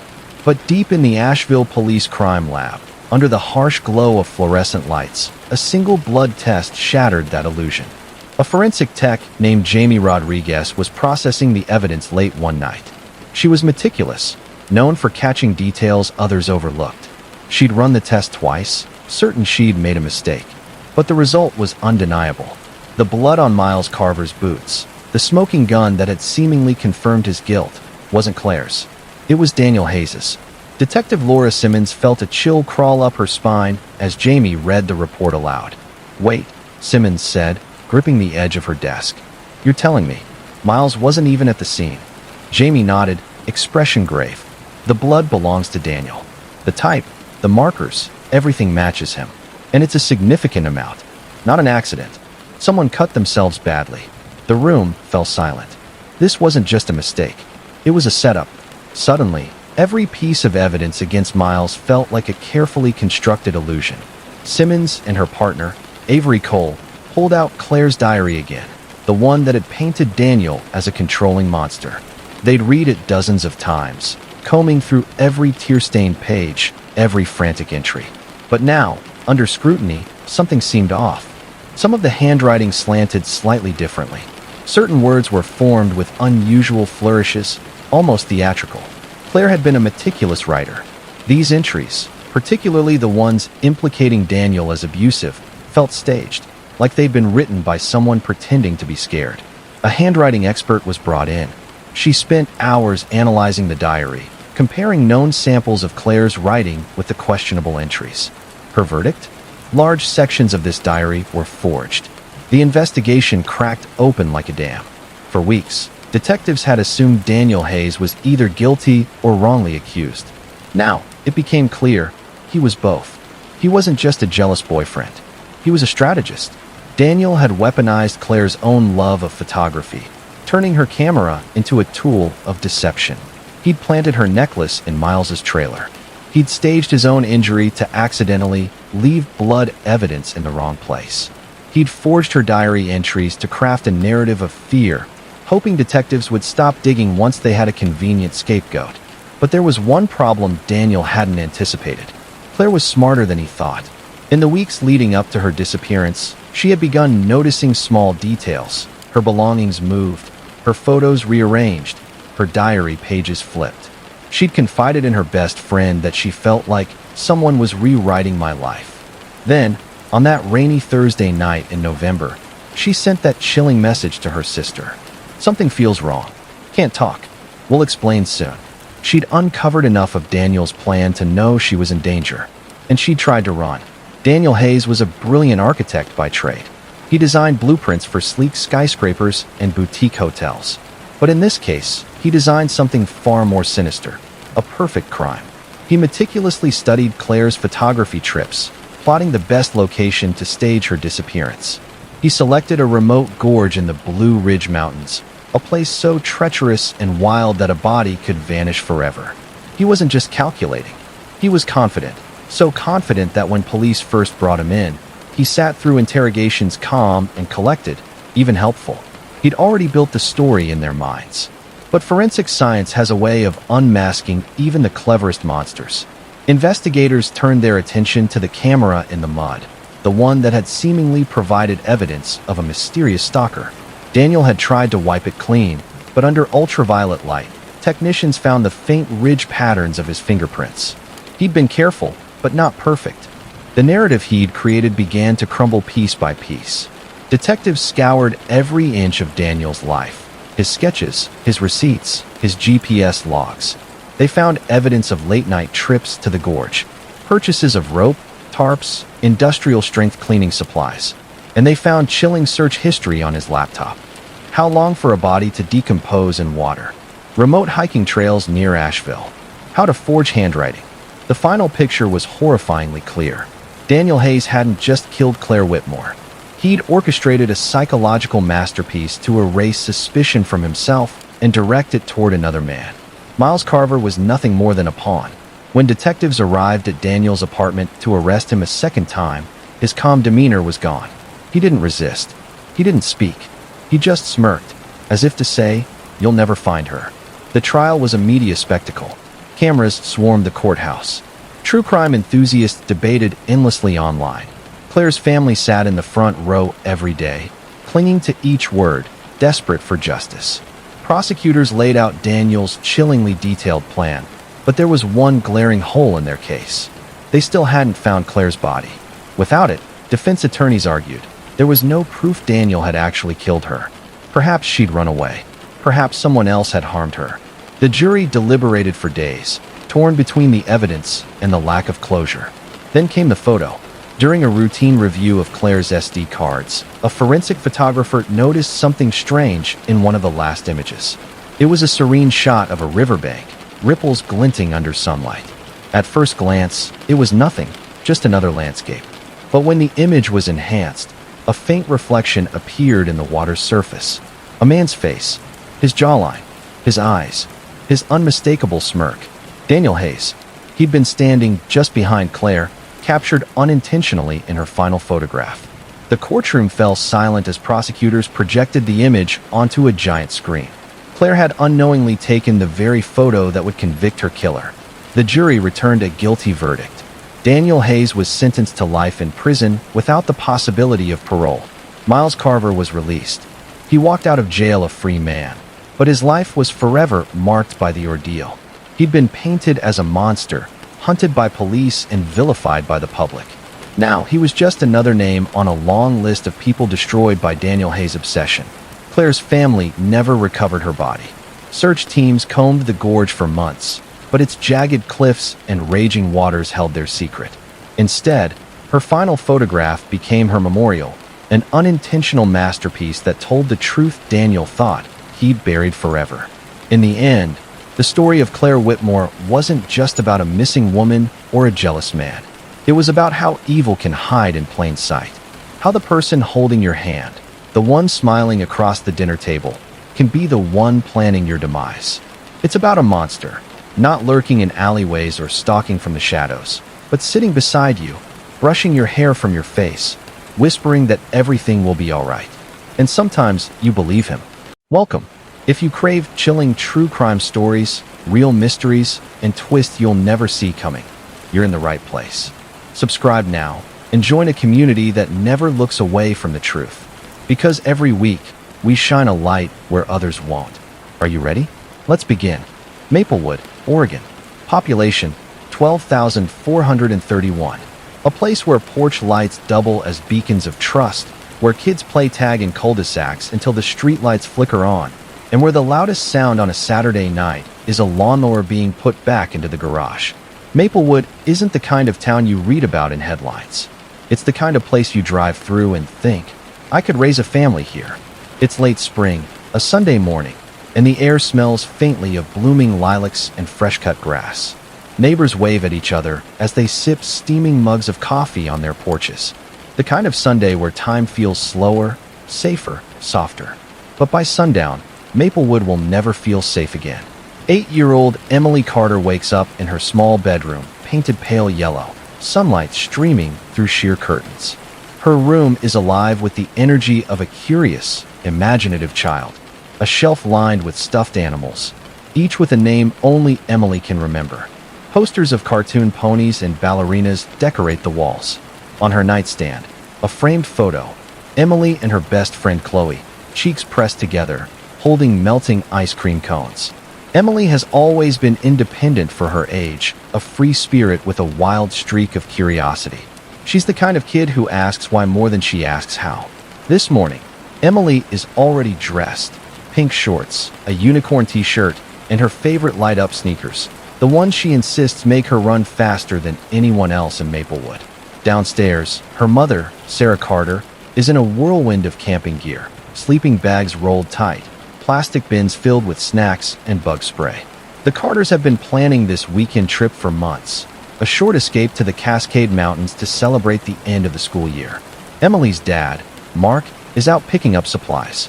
The mood in the house is light, busy, and utterly ordinary. "Don't forget your helmet," Sarah calls out as Emily wheels her bubblegum pink bike out of the garage. Emily waves, flashing a toothy grin with a missing front tooth.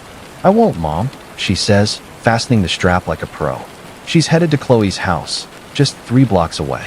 It's a route she's taken countless times, past Mrs. Dwyer's rose bushes, over the cracked sidewalk near the old oak tree, and around the corner where the Johnsons' golden retriever always barks a friendly hello. But Emily never makes it. Hours later, when Mark Carter returns home with bags of groceries, the atmosphere has shifted. Sarah's voice is sharp, panicked. "Have you seen Emily?" she asks, dropping a half-packed duffel bag. "No, she's at Chloe's, right?"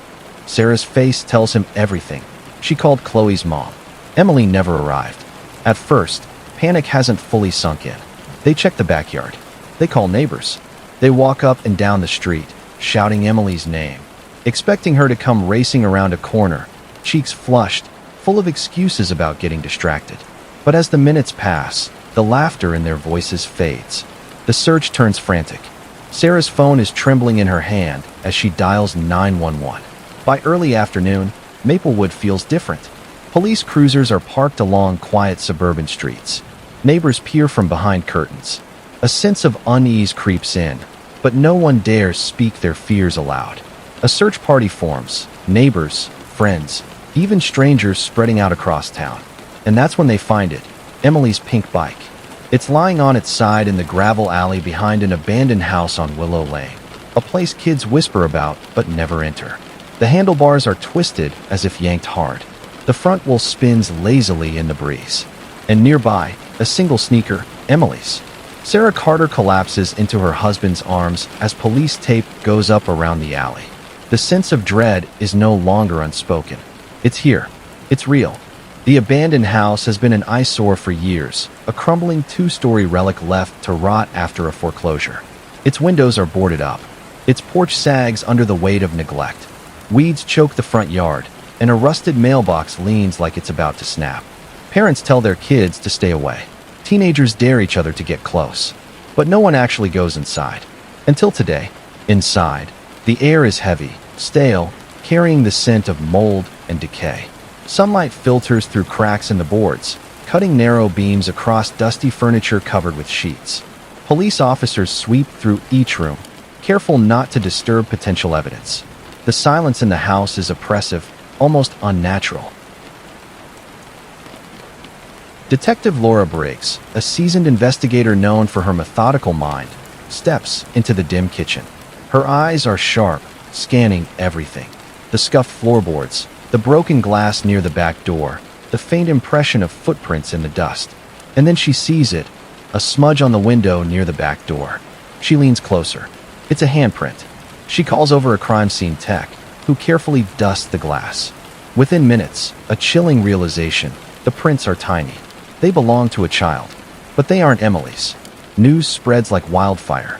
A missing child in Maplewood, a town that prides itself on safety, makes for an irresistible headline. By evening, news vans are lined up on Willow Lane. Cameras roll as reporters stand under flashing red and blue lights. Microphones poised to capture every anguished plea from Emily's parents. The story isn't just local anymore. It's national. 8-year-old Emily Carter missing in quiet suburban town reads the headline on every major network. The town's innocence is shattered. Parents hold their children closer. Porch lights stay on through the night. And behind closed doors, whispers start. Who would do this? Is it someone we know? Detective Briggs sits in her car late that night, sipping bitter coffee, reviewing every detail.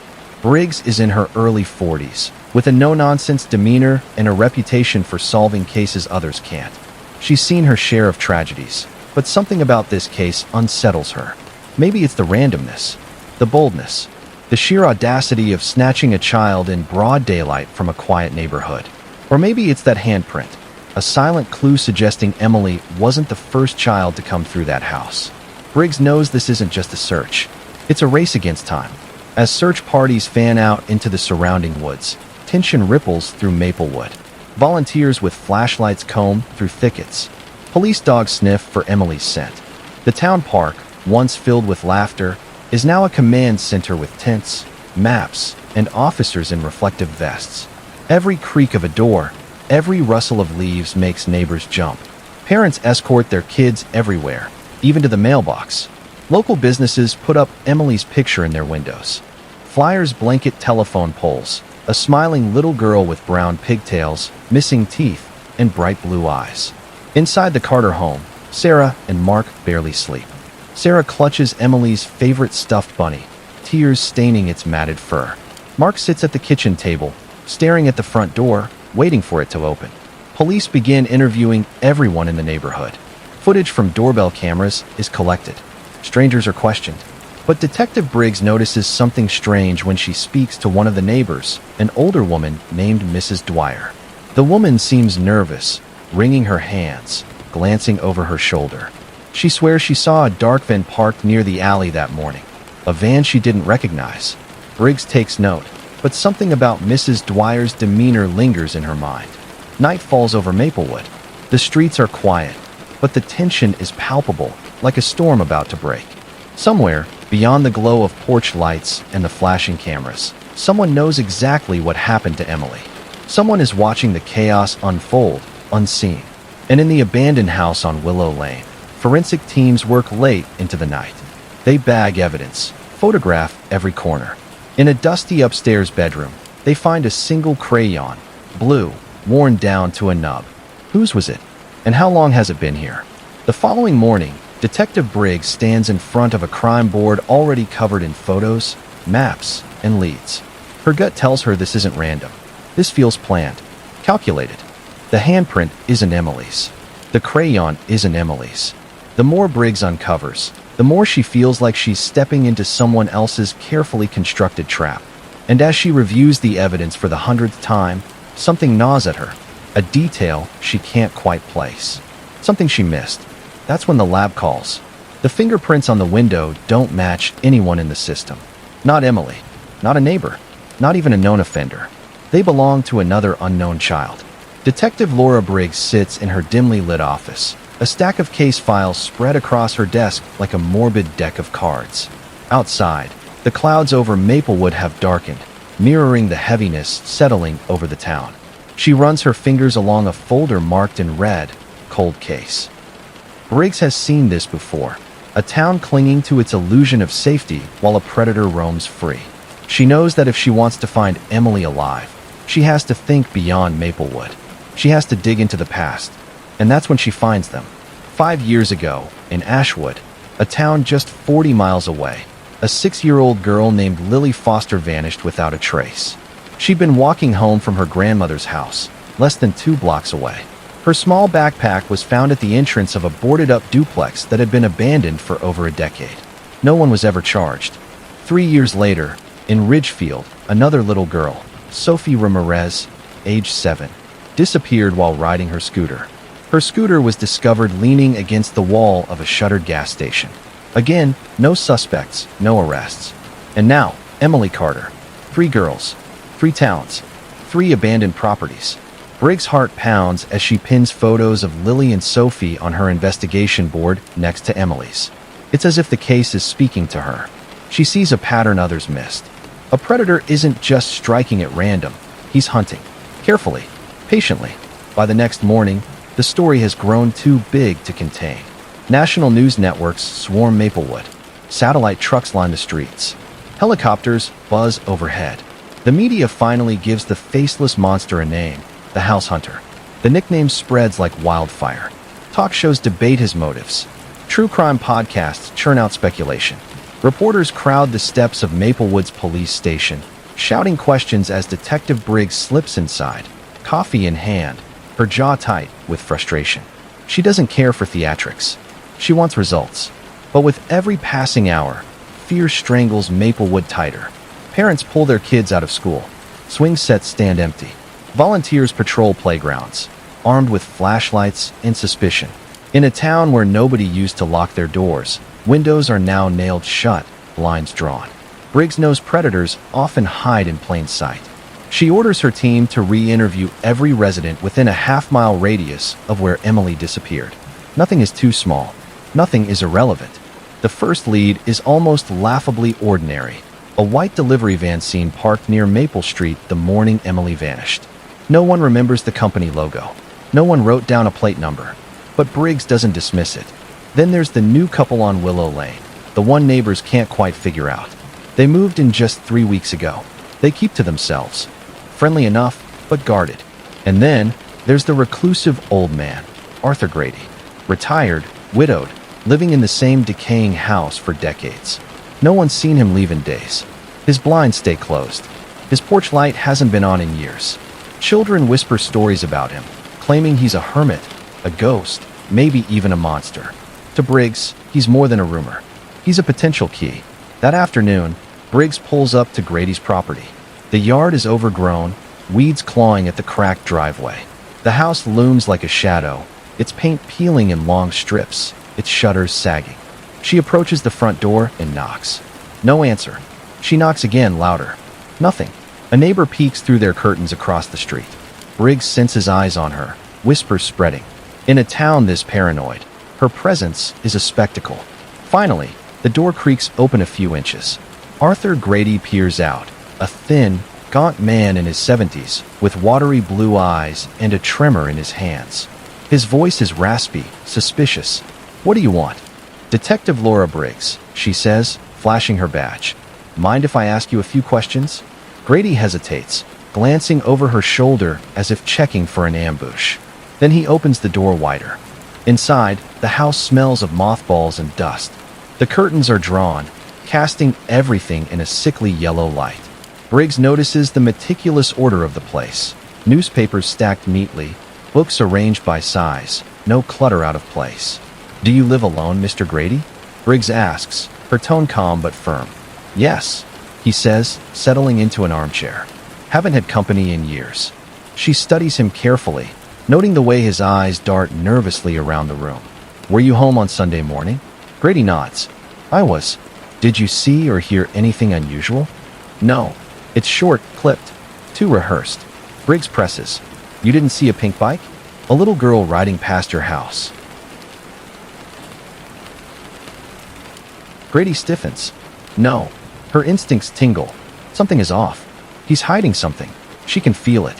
While Briggs is inside Grady's house, Maplewood is unraveling outside. Parents patrol the streets with binoculars, suspicious of every car that drives by. The local hardware store sells out of locks and security cameras. Social media becomes a breeding ground for rumors, each wilder than the last. At the Carter home, Sarah collapses in the kitchen, exhaustion finally catching up to her. Mark tries to stay strong, but even he can't hide the cracks. Their daughter's face is everywhere, on television, on flyers, on billboards. They feel like they're living in a nightmare. Briggs scans the shelves. Something catches her eye, a small, dusty box on the mantel. She steps closer. Inside are dozens of old photographs, mostly landscapes, trees, and empty streets. But one photo makes her freeze. It's a snapshot of the abandoned house on Willow Lane, taken from a distance. She turns back to Grady, her voice low but sharp. "Why do you have a photo of that house?" Grady fidgets, his fingers twitching. I used to be a photographer. Took pictures of old buildings, that's all. Just buildings." He nods. But Briggs notices sweat beading on his forehead, the tremor in his hand worsening. Briggs leaves the house with more questions than answers. Grady may be harmless, a lonely old man clinging to his hobbies. Or he could be hiding something darker. She radios her team. "Pull his records. Any arrests, complaints, anything. I want a full background check on Arthur Grady." As she drives away, she glances in her rearview mirror. Grady is watching her from his window, his face pale and expressionless. Days pass. The investigation feels like a game of chess against an invisible opponent. Briggs analyzes every scrap of evidence. The crayon found in the abandoned house, the fingerprints that don't match Emily's, the delivery that no one can track down. Every lead feels like it's leading her in circles, But she knows one thing for sure. Whoever the house hunter is, he's not new at this. He's patient, calculated, and he's watching them all. Late one night, Briggs sits in her car outside Grady's house, watching. His blinds remain shut, the house silent. She's about to call it a night when movement catches her eye, a shadow in the upstairs window. She grabs her binoculars. The shape moves again. Someone else is in the house. And it's not Arthur Grady. By sunrise, Maplewood is no longer just a frightened town, it's an angry one. Crowds gather outside the police station, clutching signs, demanding justice. Parents shout into news cameras. Rumors have spread faster than facts, and the name on everyone's lips is Thomas Hale. Neighbors who never noticed him before now spit his name like poison. Some call him a monster. Others whisper about the photographs found in his home. The line between fear and rage blurs as the crowd chants for his arrest. Inside the interrogation room, Detective Laura Briggs steels herself.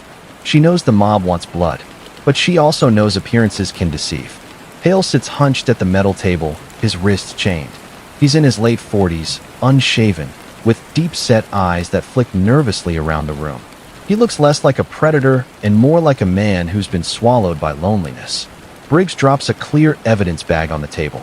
Inside, a pair of children's shoes, scuffed and dirty. "Explain this," she says. Hale's voice trembles. They're not what you think." "Then tell me what they are." "I found them. In dumpsters, alleyways, near those houses." He swallows hard. "I keep them because no child should be forgotten." Briggs leans forward. "You expect me to believe that?" His eyes fill with tears. "I'm not lying. You think I hurt them, but I didn't. I've been watching. That's all. Watching the houses." Briggs narrows her eyes. "Watching them for what?" Hale's voice cracks. "Because someone's using them. The houses. To lure kids in." She studies him carefully. His story reeks of paranoia, but his desperation feels real. "Who?" Hale's hands shake as he grips the edge of the table. "I don't know their name, but I've seen them." "Seen who?" His answer is almost a whisper. "A woman. Always a woman. She wears a floral dress. I saw her at the house in Ashwood, at the gas station in Ridgefield, and here, in Maplewood." Briggs freezes. Hale has just described something no one outside her investigation should know, the link between the abandoned properties. She steps out of the interrogation room, her mind racing. To the other officers, Hale looks like the perfect suspect. Odd, isolated, with boxes of children's shoes in his possession. But what if he's not the hunter? What if he's just the watchman? Briggs stares at the photos pinned to her investigation board. Lily, Sophie, Emily. 3 little girls who vanished near places no one dared enter. And now Hale's words echo in her head. A woman in a floral dress. Could it be real? Or is she chasing the delusion of a broken man? Meanwhile, Sarah Carter has spent the past week drowning in fear. She can't sleep. She can't eat. Every time the phone rings, her heart stops. This morning, she finds an envelope in her mailbox. No return address. Inside, a postcard. On the front, a photograph of a carousel, its horses frozen mid-gallop, their painted eyes wide. On the back, scrawled in uneven handwriting. "She's safe for now. Don't call the cops." Sarah's scream rattles the walls. Mark rushes in and grabs the card. His hands shake as he reads it. The message is clear. Emily is alive. But she's in the hands of someone who enjoys control, someone playing a twisted game. When Briggs arrives at the Carter home, the postcard is already sealed in an evidence bag. The handwriting will be analyzed. The postcard's origin traced. But Briggs knows the message means more than just proof of life. It's a taunt. The house hunter, or whoever this is, wants them to know they're watching. And if Hale's story about the woman in the floral dress is true, then the profile has shifted. This isn't the work of a lone, creepy man. This feels organized, calculated. The community reels. For weeks, parents were convinced the monster lived behind closed blinds, in the shadow of Arthur Grady or the eccentricities of Thomas Hale. But now, whispers spread of something far more sinister. Could a woman really be behind this? A neighbor? A mother? Someone everyone overlooked because they didn't fit the image of a predator? Suddenly, every woman in Maplewood becomes a question mark. The new neighbor with the too bright smile. The librarian who always knows the children's schedules. The substitute teacher who only appeared in town 2 months ago. Briggs feels the walls closing in. She has to recalibrate everything she thought she knew. At the police station, Briggs stares at the postcard. The carousel. Why that image? Her team pulls records. There used to be a carousel at the county fairgrounds in Ashwood, the same town where Lily Foster vanished. It was dismantled years ago. Another carousel once stood near Ridgefield's old amusement park, just blocks from where Sophie Ramirez disappeared. The carousel isn't random. It's a breadcrumb, a symbol, and now it's come to Maplewood. That night, Briggs sits alone in her office, the postcard under a desk lamp. Hale's words, Sarah's tears, the children's faces, they all blur together in her mind. She closes her eyes and pictures it. The houses, the shadows, the floral dress swaying in the dark. A carousel spinning endlessly, its music warped and hollow. Her phone buzzes. It's forensics. They've lifted a partial fingerprint from the postcard, and it doesn't match Hale. It belongs to a woman. Detective Laura Briggs drives down a cracked, forgotten highway 30 miles outside of Maplewood.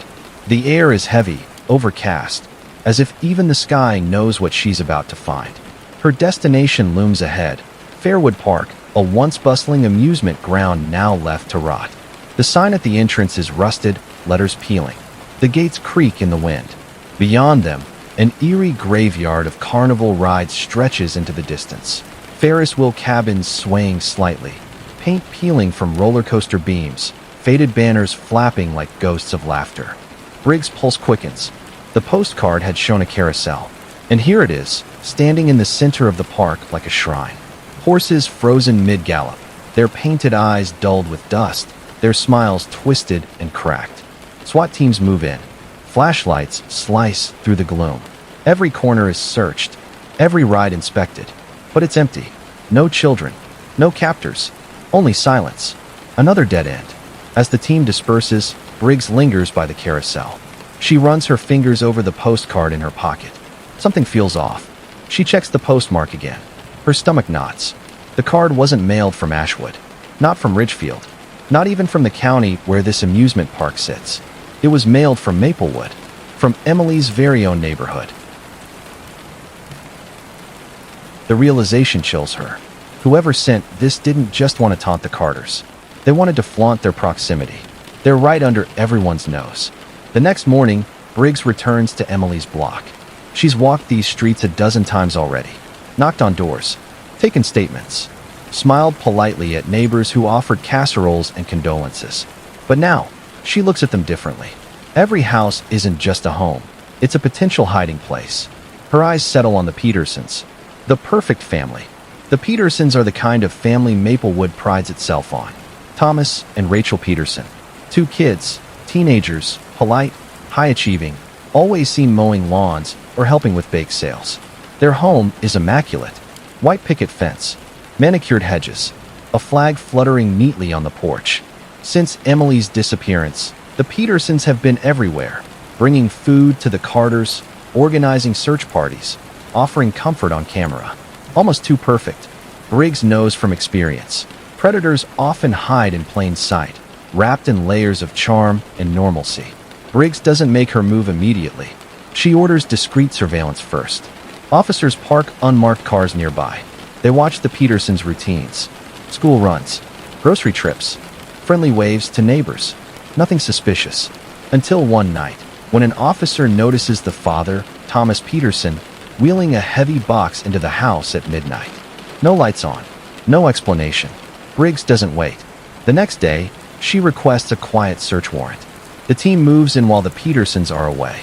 The house feels ordinary at first. Family photos lining the walls. The smell of vanilla candles lingering in the air. A life polished to perfection. But then, in the kitchen pantry, an officer notices something strange. The shelving unit doesn't quite line up with the wall. A closer inspection reveals a seam. Too precise, too deliberate. A false wall. They push. The panel gives way. Behind it, a narrow staircase leading down. The air grows colder with each step. At the bottom, a heavy metal door. They pry it open. What they find makes every stomach turn. The basement is windowless, lined with soundproofing. The smell of mildew mixes with something metallic, fear and secrecy. And there, along one wall, sits a bank of surveillance monitors, each one flickering with live feeds. Not of Maplewood streets, not of ordinary homes, but of abandoned houses across different towns. Ashwood, Ridgefield, Maplewood. Each screen shows a different forgotten place, grainy black and white footage from hidden cameras. The realization hits like a tidal wave. The disappearances weren't random. The predator was watching, studying, hunting. From here, Briggs stares at the monitors, her reflection in the cold glass. Dozens of files, VHS tapes, and hard drives are stacked neatly on shelves. Notes pinned to corkboards detail children's schedules, addresses, habits.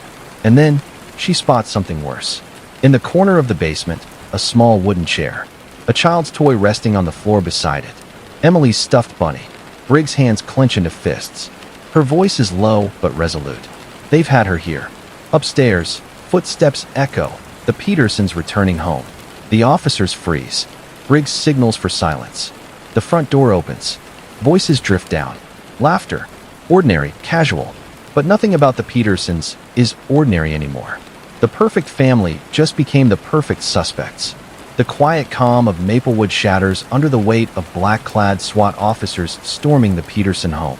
The cul-de-sac, once a picture of suburban tranquility, erupts with flashing lights, shouted commands, and the metallic slam of a battering ram splintering the front door. Neighbors watch from behind curtains, horrified, as the perfect family they wave to every morning is dragged from their home in handcuffs. Inside, the basement glows under harsh flashlight beams. The monitors flicker, the grainy footage of abandoned houses still playing like some grotesque reality show. And in the corner, huddled on the floor, is Emily. Her clothes are dirty, her face streaked with tears, but she's alive. A SWAT officer scoops her up, his voice trembling as he radios, "We have her. Emily Carter is secure." The relief is deafening. Thomas and Rachel Peterson, the smiling couple who baked cookies for block parties, are shoved into the back of separate patrol cars. Rachel's eyes are wide, glassy, unblinking. Thomas says nothing, his jaw clenched. The entire neighborhood gathers on the street, stunned. The perfect couple, the perfect home, and beneath it, hell itself. Detective Briggs watches the scene unfold, her face a mask of grim determination. She knows this isn't over, not by a long shot. At the hospital, Sarah Carter finally sees her daughter again. The reunion is heart-wrenching. Emily sobbing in her mother's arms, Sarah whispering over and over, "You're safe, baby. You're safe now." But Briggs knows Emily isn't safe. Not truly. Not when the Petersons' motives are still a mystery. Rachel sits in an interrogation room, her hair disheveled, her hands trembling. She looks like a woman broken in two. Briggs enters, sliding a folder onto the table. "Tell me why," she says softly. Rachel laughs, a hollow, bitter sound. "Why? Because no one ever asked where the children went, Detective. They wanted them. We just supplied them." Briggs' jaw tightens. "Supplied them? To who?" Rachel leans forward, her smile twisted. "We gave them to families who could afford them. We told ourselves we were helping. Private adoptions, we called them. But let's not pretend. It was a business. A good one." As detectives comb through the Petersons' mansion, they uncover a horrifying network. Hidden safes stuffed with cash. False passports. Birth certificates forged with precision. The abandoned houses weren't just hiding places. They were bait. Carefully chosen, carefully monitored. The perfect way to make every disappearance look random. But then they find the journal. It's leather-bound, meticulously organized. Each page is a chilling ledger. Names, dates, locations. 10 years' worth of abductions. Briggs turns the pages slowly, her stomach churning. And then she freezes. Emily's name is there. But next to it, a note, message sent. And below that, Sarah Carter. Briggs rushes back to the interrogation room. Rachel smiles when she sees her face. "You figured it out," Rachel whispers. "Sarah Carter," Briggs says. "Why her?" Rachel leans back in her chair. "Because she ruined everything. Years ago, she exposed us. Shut down the agency we built. We lost millions. We lost everything. So we decided she'd lose, too. You kidnapped her daughter. You wanted her to suffer." Rachel's smile widens. "We didn't want Emily. We wanted Sarah to know what it felt like to have something ripped away. To live with that fear." The revelation spreads through Maplewood like wildfire. The Petersons weren't just predators. They were part of a sophisticated child trafficking network disguised as a legitimate adoption agency. Their sunny smiles and suburban perfection were a mask for unimaginable evil. Emily is home, but the damage lingers. She barely speaks, clinging to her mother's hand, as if letting go would mean disappearing again. Sarah is haunted not only by her daughter's trauma, but by the knowledge that her own heroism years ago sparked this nightmare. Days later, Briggs is in her office, the journal spread open before her. She flips to the final page. There, written in neat handwriting, is a single line.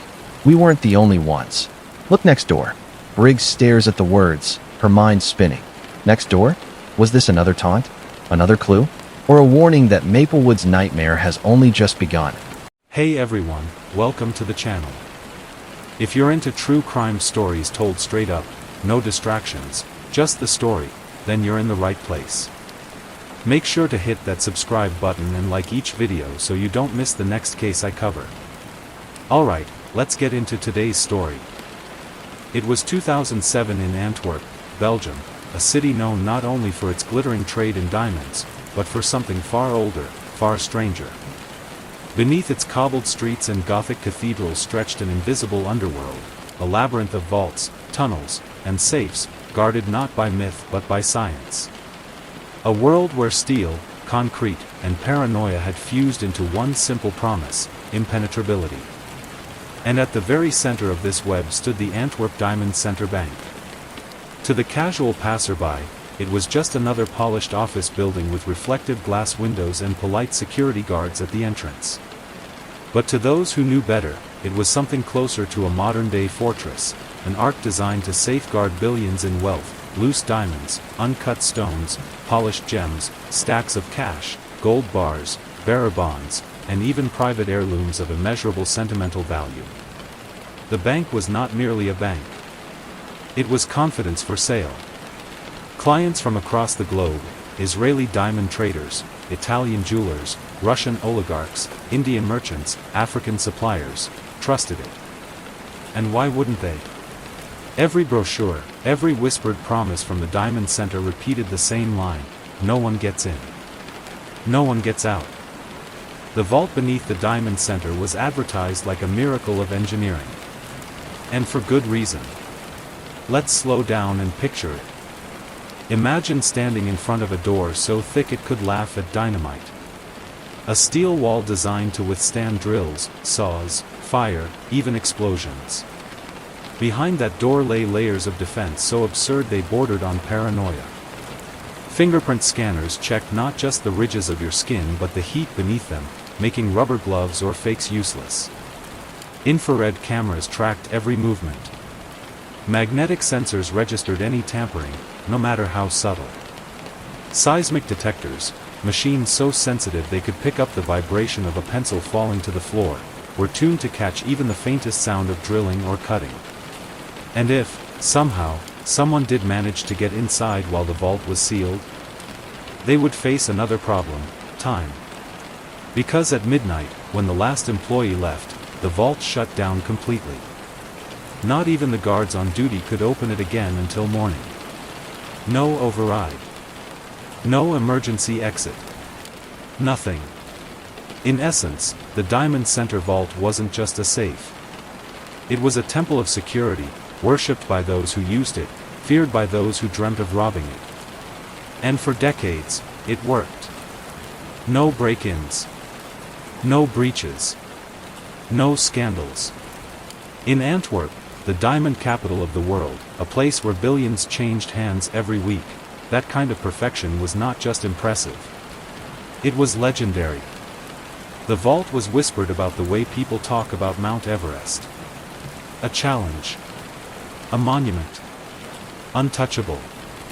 But legends have a way of attracting challengers. You see, in Antwerp, there were always stories. Bars where diamond cutters and dealers would sit after work, sipping beer and swapping gossip. And at least once a week, someone would raise their glass and joke. Imagine robbing the Diamond Center. You'd never have to work again. The table would laugh. Someone would shake their head and reply, "Impossible. You'd die before you got through the first door." But in those same bars, those same whispers carried an unintended effect. Because if you tell enough people something can't be done, eventually someone will start to wonder, what if it can? And in 2007, that whisper found its audience. Antwerp is not like other cities. On the surface, it's all art galleries, cathedrals, and diamond boutiques with velvet displays. But beneath that surface lies an entire ecosystem dedicated to secrecy.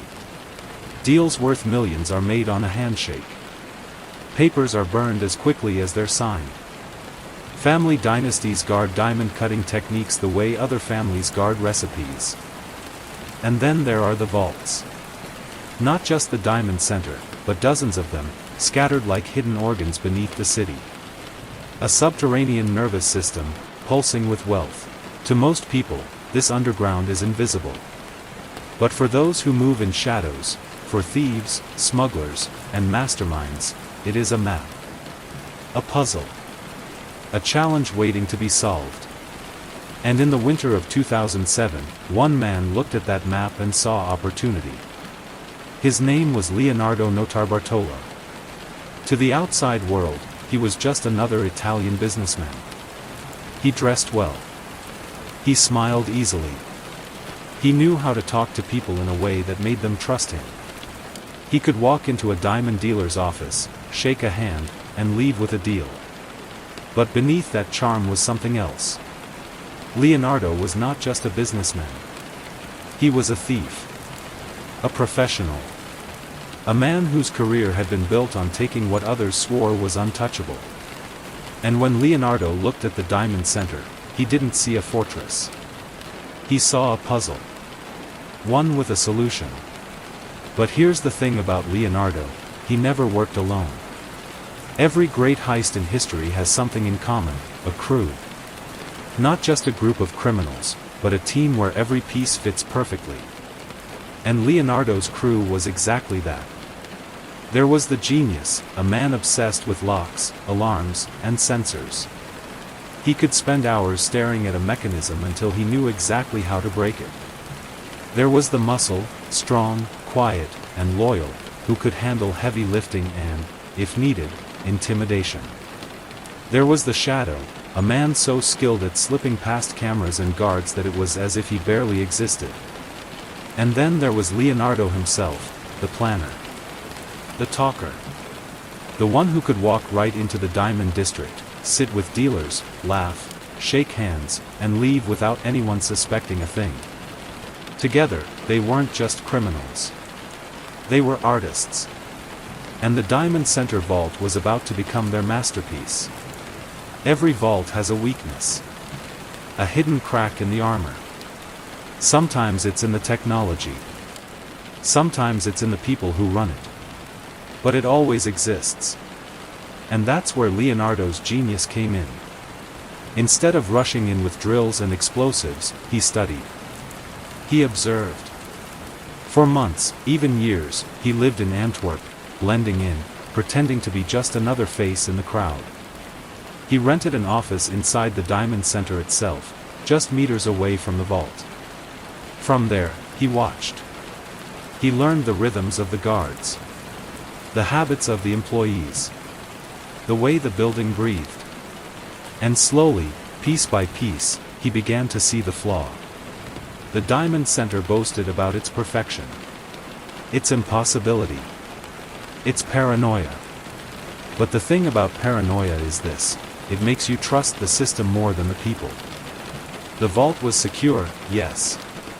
But what about the humans who used it? The guards? The traders? The managers?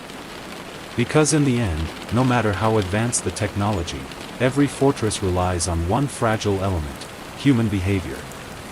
And human behavior, Leonardo realized, could be studied, predicted, manipulated. It was only a matter of time. And so, in the winter of 2007, the stage was set. The world's most secure vault. The world's most ambitious crew. And a plan that would go down as one of the greatest heists in history. But before the night of the robbery, before the headlines, before the shockwaves that rippled across Antwerp and the world, there was the story of how it all began. A story not of diamonds, but of obsession. Not of locks, but of flaws. Not of steel, but of men. The story of the night the vault disappeared. Enter Leonardo Notarbartolo. If you had walked past him in Antwerp in the early 2000s, you wouldn't have thought twice. He wasn't the type to draw attention. He wasn't brash. He wasn't loud. He was a man who carried himself with the calm confidence of someone who belonged wherever he happened to be. He had dark, slicked-back hair, a sharp suit, and the kind of smile that could make strangers relax. To the merchants and dealers in Antwerp's diamond district, Leonardo was exactly what he appeared to be, a well-off Italian jeweler, a businessman who seemed to know the right people, have the right connections, and, most importantly, always have money in his pocket. In a city like Antwerp, where money and reputation defined everything, that was enough. But behind the smile, behind the tailored suits, behind the story he spun for everyone around him, Leonardo hid a different truth. He was no jeweler. He was a thief. And not just any thief. He was the leader of a network that the Italian police would later call La Scuola di Torino, the School of Turin. This was no street gang. No ragtag group of pickpockets or smash-and-grab amateurs. The School of Turin was a guild. A fraternity. A collection of men who had dedicated their lives to the art of impossible thefts. Safecrackers. Locksmiths. Alarm specialists. Drivers. Masters of disguise. Each man a specialist, each man trained to see not just locks and alarms, but possibilities. And Leonardo? He was their conductor. Their strategist. Their voice of calm when everyone else would have panicked. If the world of crime had a university, Leonardo Notarbartolo was both a graduate and a professor. For months, Leonardo lived a lie so convincing that no one questioned him. He rented an office in the Diamond Center itself, just floors above the vault he intended to rob. Think about that for a moment. The man who would later pull off one of the most legendary heists in history didn't just scout the building, he moved in. Every morning, he would arrive at the Diamond Center like everyone else, holding a briefcase, wearing his suit, greeting guards by name. He would nod to other jewelers, shake hands, exchange polite chatter in the hallways. He paid rent on time. He brought in coffee. He even hosted dinners for some of the guards. Imagine sitting at a long wooden table in a cozy Belgian restaurant, sipping red wine, laughing at a joke Leonardo had just told, never realizing that the man across from you was studying your every move. He learned their habits. He learned who was lazy, who was diligent, who liked to sneak cigarettes during shifts, who cut corners when no one was watching. And at the same time, he mapped the building with the precision of an architect. He knew where every camera was positioned, where the shadows fell, which doors were alarmed, which weren't. To Leonardo, this wasn't just reconnaissance. This was rehearsal. Now, Leonardo might have been the face, but behind him stood the real power of the School of Turin, his crew. They weren't flashy. They weren't mobsters dripping in gold chains. They were men who looked like electricians, janitors, drivers, ordinary people who knew how to disappear in plain sight. Each man had a nickname, a role, a specialty. The genius, a locksmith and mechanic who treated locks like puzzles waiting to be solved. He could dismantle a vault mechanism in the dark with only his sense of touch. The electrician, a wiry man obsessed with wires and circuits, capable of rewiring alarm systems so flawlessly that the security team would think nothing had happened. The monster, their driver and muscle. Quiet, intimidating, loyal. A man who could carry 50 kilos of diamonds as easily as a sack of flour. The shadow, a ghost of a man, skilled at moving through spaces without being noticed, slipping under cameras, picking pockets, bypassing sensors. Together, they weren't just thieves. They were engineers of theft. And Leonardo, with his charm and planning, held them together. The brilliance of Leonardo's plan wasn't in the speed, it was in the patience. This wasn't a smash and grab. This wasn't about masks and guns and sprinting out the door before the cops arrived. That kind of robbery might make headlines, but it also ends with bullets and prison. No. Leonardo's plan was different. His plan was to make the impossible look easy. So for nearly 2 years, the school of Turin prepared. They studied every detail of the Diamond Center vault.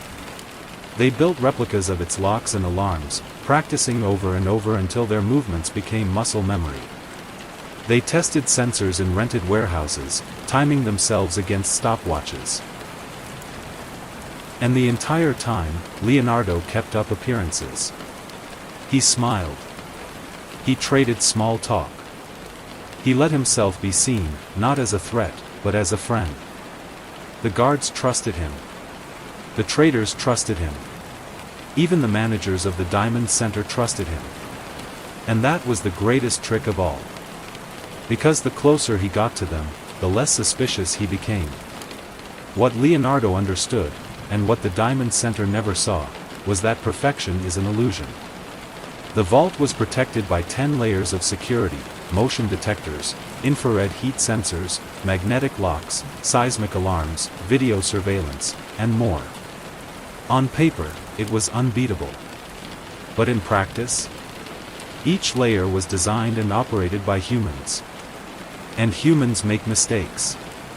One guard forgot to lock a door. Another looked away from a monitor at the wrong time. A technician failed to recalibrate a sensor. Individually, these were nothing. Small cracks. Invisible flaws.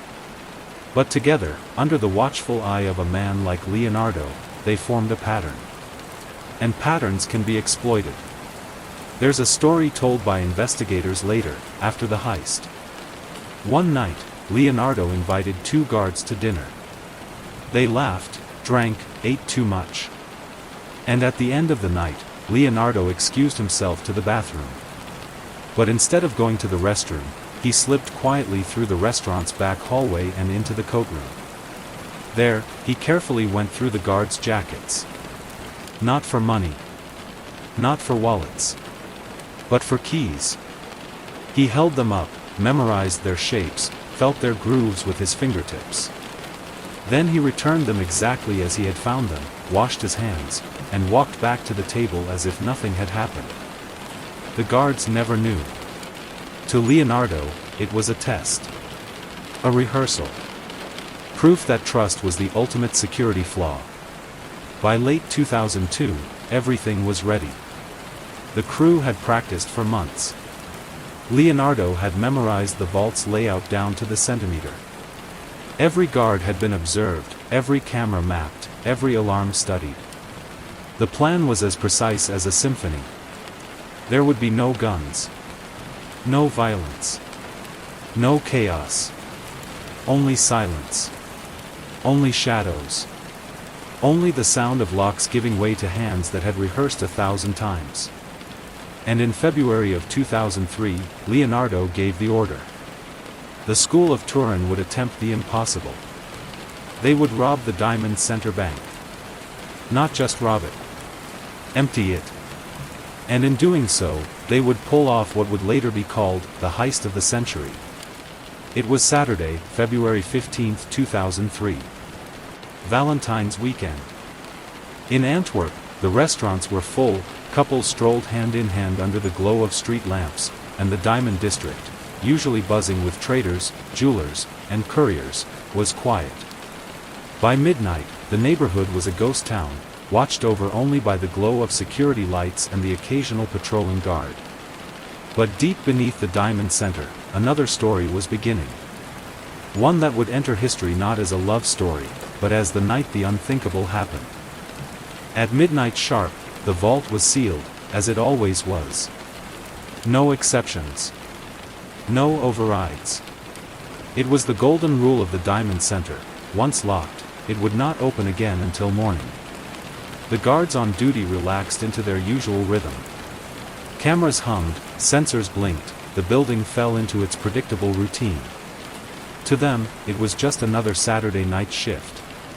But what they didn't know was that, across the street, in the shadows of an unassuming van, Leonardo Notarbartolo and his crew were preparing to make history.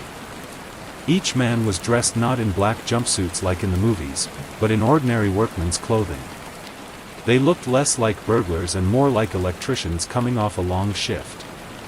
No masks. No ski caps. Nothing that would draw attention. They moved with the precision of surgeons. Every breath was measured, every step rehearsed. They had practiced this night for months, and now, all that stood between them and the score of a lifetime was a fortress that the world had declared impenetrable. The Diamond Center boasted 63 security cameras, each one feeding into a central monitoring station. But the guards watching those screens weren't watching the live feed. They were watching a loop.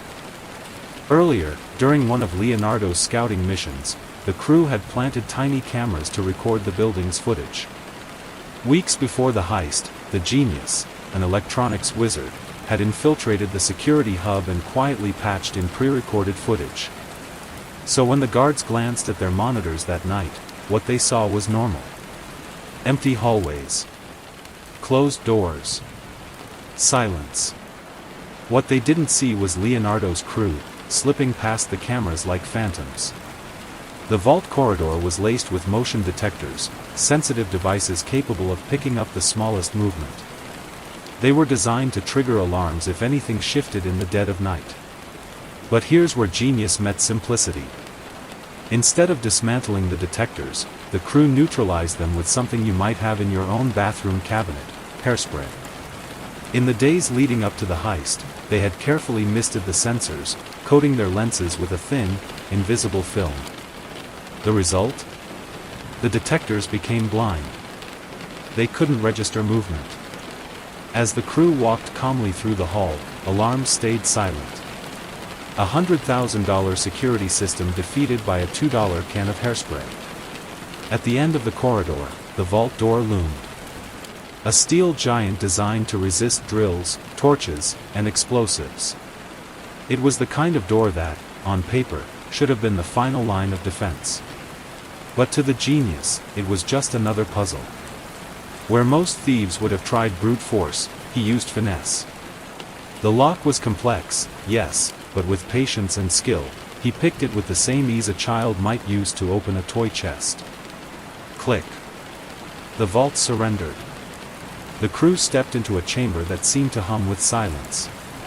Rows of safety deposit boxes stretched before them like teeth in a steel jaw. Over 160 boxes, each one holding the secrets and treasures of Antwerp's diamond elite. It was here that the real work began. With practiced movements, they cracked open box after box. No smashing. No noise.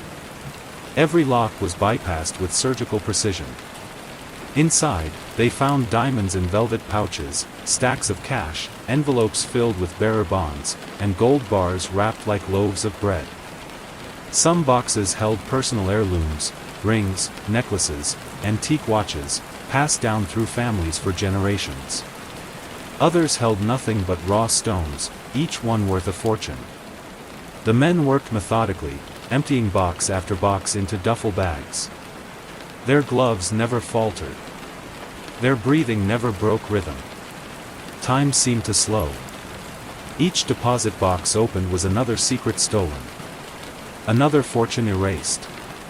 By the time they were done, the haul was beyond belief. Diamonds. Cash. Gold. Bearer bonds. Collectively valued at over $100 million.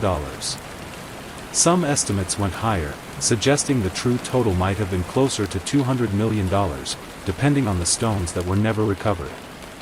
It wasn't just one of the biggest hauls in Antwerp's history. It was one of the biggest heists the world had ever seen. And the strangest part? It was quiet. No alarms. No guards rushing down the stairs. No gunshots, no shouting, no chaos. Only silence.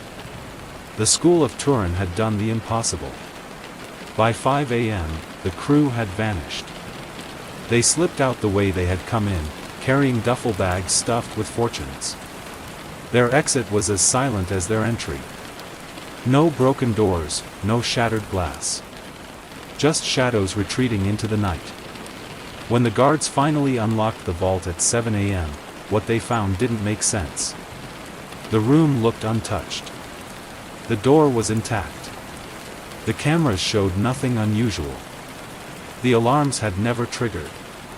And yet, the safety deposit boxes were empty. Billions of dollars in wealth had vanished without a sound. In the hours that followed, panic rippled through Antwerp. Jewelers wept. Traders raged. The Diamond Center scrambled to explain the impossible. How had thieves bypassed every layer of protection? How had they entered a vault that was supposed to be impenetrable? At first, it seemed like the perfect crime. No evidence. No witnesses. No alarms. But perfection has a way of unraveling. And for Leonardo Notarbartolo and the school of Turin, the cracks would appear sooner than they ever expected. When the sun rose on February 16, 2003, Antwerp woke up to chaos. Inside the Diamond Center, guards stood frozen in disbelief. Bank managers ran their hands through their hair, staring at the gutted vault. Traders arrived, faces pale, demanding answers. And by noon, the story had already broken across Belgium. By evening, it had gone international. The heist of the century, the headlines screamed. Reporters swarmed Antwerp's Diamond District. Cameras flashed outside the Diamond Center. Anchors described the vault as impenetrable, a fortress that had now been breached. And every news outlet asked the same question. Who could have done this? For the jewelers and diamond merchants of Antwerp, the heist wasn't just a crime, it was a betrayal. The Diamond District ran on trust, secrecy, and reputation. Billions moved through its vaults every year, guarded not just by steel and sensors but by the belief that the system was unshakable. Now, that illusion was shattered. If the Diamond Center could be robbed, what did that say about the others? Merchants whispered about ruined reputations, broken contracts, lifelong clients who might never come back. Families lost heirlooms. Traders lost fortunes. And beneath the panic, another question burned quietly. What else was in those boxes? Interpol moved fast. This wasn't a simple burglary, it was an international disaster.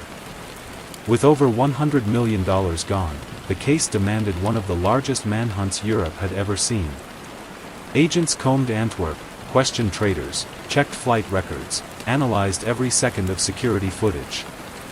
They worked around the clock. But there was a problem. The vault had left them nothing. No alarms. No broken cameras. No forced entry. No fingerprints. For weeks, investigators were stuck. They had no suspects, no leads, no trail. It was as if the thieves had vanished into thin air.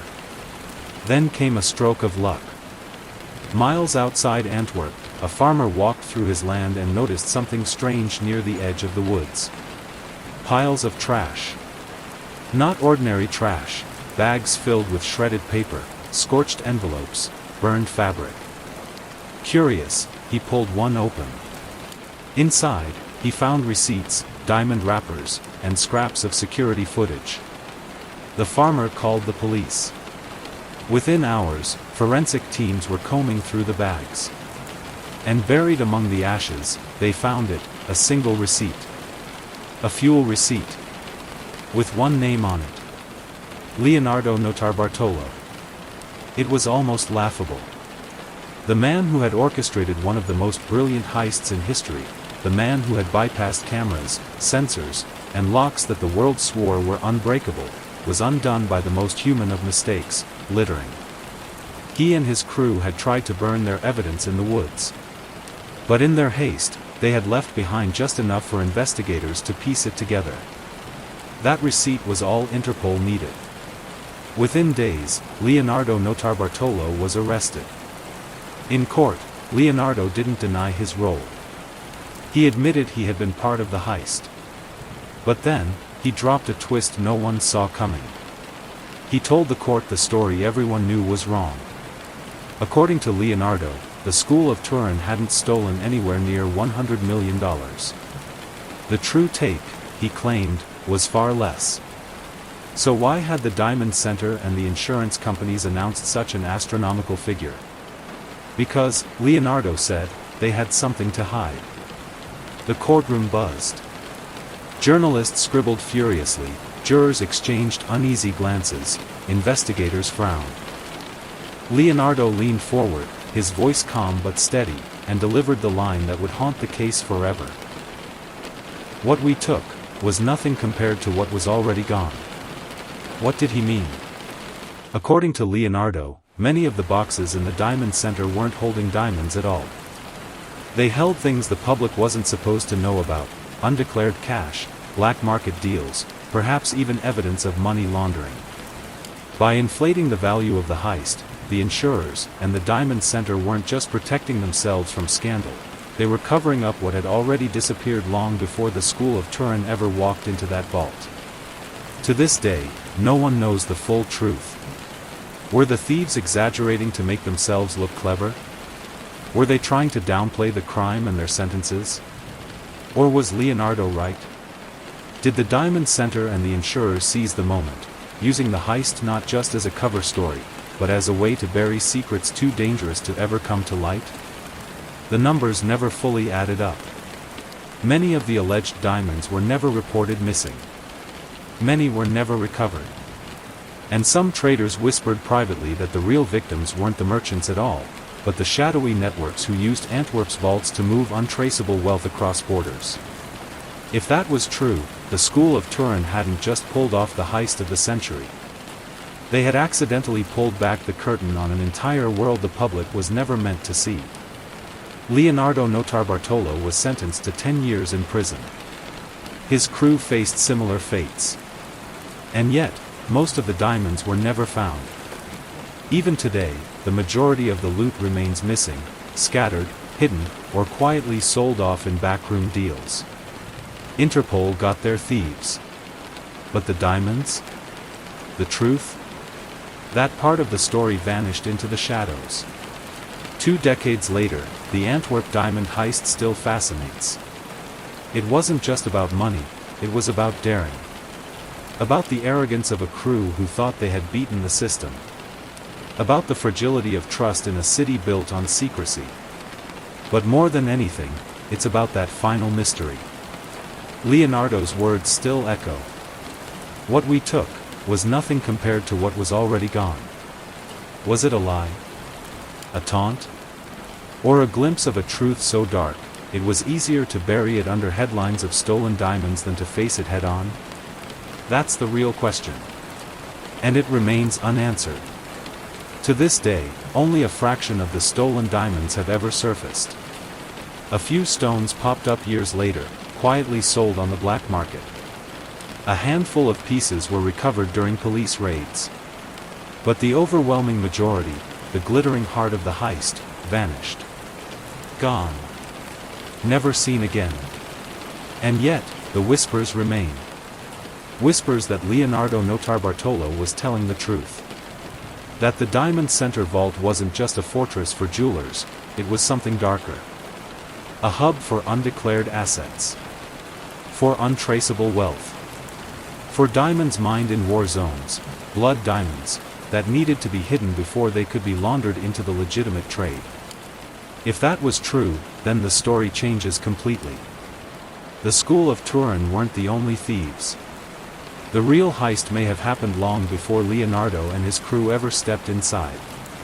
And the robbery of 2003? That wasn't the crime. That was the cover story. A distraction. A convenient excuse to explain away billions that had already vanished into the shadows. So what does that make Leonardo and his crew? Master criminals? Or pawns in someone else's game? Did they really walk out with the world's largest diamond haul? Or did they unknowingly provide the perfect smoke screen for a much bigger theft? That question has never been answered. And maybe it never will be. Leonardo himself never revealed the truth. He served 10 years in prison, never breaking, never confessing where the diamonds went, never naming names. When journalists pressed him, he gave only fragments. Teases. Hints. One reporter asked if he regretted it all, the planning, the years in prison, the life of shadows. Leonardo just smiled. And said a line that became his legacy. There's no such thing as the perfect crime. Only the perfect story. And that story? Still unsolved. For some, it's the tale of a crew of thieves who dared to do the impossible and almost got away with it. For others, it's a warning that even the most secure systems are only as strong as the people who run them. And for the dreamers, the conspiracy hunters, it's proof that the Antwerp diamond heist was never just about diamonds at all. It was about secrets. About shadows. About the kind of truth too dangerous to ever be written in headlines. The vault in Antwerp has long since been rebuilt. The guards replaced. The locks upgraded. But the questions remain. Where did the diamonds go? Who really profited from the heist? And what, exactly, was Leonardo hinting at when he said that what they took was nothing compared to what was already gone? 2 decades later, no one can say for certain. All that's left is the story. And maybe, that was always the point. Because the perfect crime doesn't exist. But the perfect story? That lasts forever. Dunwich was a quiet coastal town, known more for its foggy shores than anything criminal. But everything changed on a cold October night in 2013 when a 22-year-old college student named Eloan Gray disappeared without a trace. Eloan was a literature major at Dunwich University, a shy girl who often went unnoticed. Her only outlet was poetry, which she shared anonymously at a local bookstore called Raven's Nest. Every Thursday night, a dozen or so people would gather for open mic readings, sipping spiced tea and whispering about local gossip between poems. Eloan never gave her real name when she signed up, just the initials EG. On the night of October 17th, she stepped up to the mic, read a haunting piece about drowning in silence, and then vanished. Her car was found the next morning, parked near the cliffs outside of town, where the sea wind howled like a living thing. Inside the vehicle, police discovered her purse, phone, and a worn-out cassette tape labeled Midnight Confession No. 1. The tape changed everything.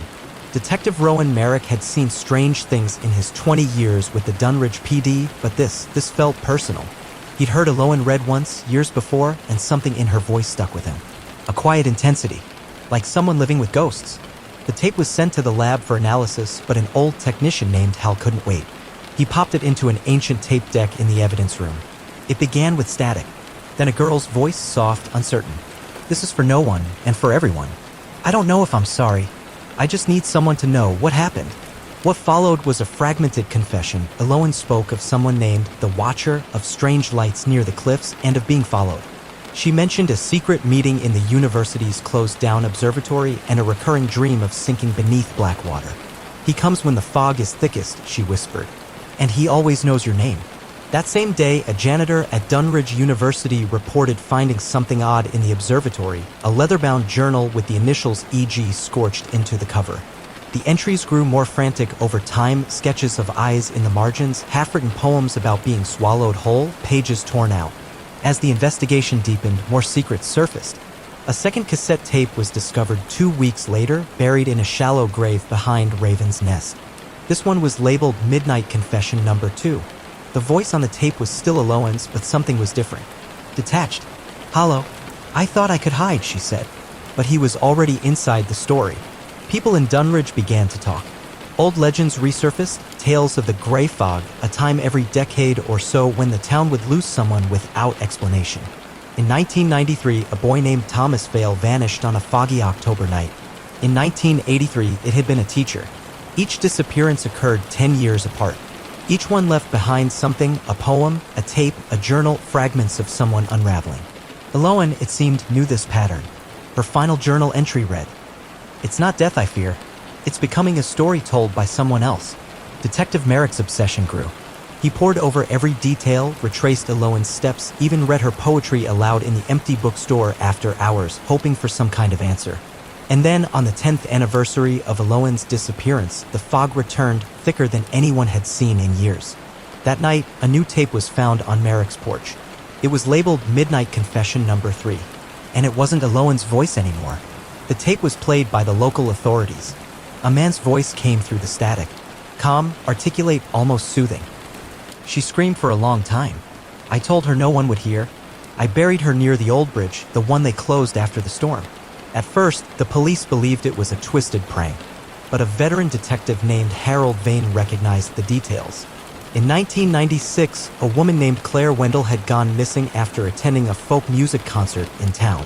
Her body was never found, but the bridge, the scream, the timeline, it all matched. Vane had led that original case. It haunted him still. Claire had been a friend of his daughter's. They were just 16. Was the tape a confession? If so, who recorded it? And why was it in Eloan Gray's car? A small task force was formed, composed of local officers and a profiler from Portland. The media, hungry for the eerie symmetry, dubbed it the Midnight Tapes case. The investigation unfolded slowly at first. The bridge mentioned in the recording had long since collapsed, its remains overtaken by vines and bramble. A search team was dispatched with cadaver dogs. After 3 days of digging, they uncovered something, a length of floral fabric and fragments of a human jawbone. DNA confirmed it. Claire Wendell had finally been found. The town mourned her again in a quieter way. But the bigger question remained unanswered. Who left the tape in Eloan's car? The analysis turned up few clues. No fingerprints, no handwriting. The cassette itself was a model discontinued in 2004. The voice? No matches in any database. Forensics confirmed it wasn't digitally altered, but it didn't sound entirely natural. As if recorded on something old with depth and hiss no modern device could fake. That's when the profiler, Dr. Naomi Hart, made a chilling observation. The voice on that tape, it's deliberate. Someone who's done this before. He's not confessing. He's preserving. Preserving what, exactly, became the heart of the mystery. A third tape appeared 2 months later. It was mailed directly to Raven's Nest, addressed to E.G. in block letters. The return address? A condemned boarding house on the outskirts of town, burned down in 2001. This time, the voice was female. I didn't mean to watch him do it. I just wanted to see what the noise was. He said I could go if I promised not to tell. But I told. I always told. So he came back. I think he's still here. The task force was shaken. It didn't sound like Eloan, but there were similarities. Age, tone. Could this be another victim? Or was someone mimicking her? The pattern deepened. Each tape was darker, more detailed. The cases they hinted at lined up with cold files, people gone missing, presumed dead, their stories buried in time. Dr. Hart started referring to the perpetrator as the archivist, a name that stuck. He doesn't kill for impulse, she explained.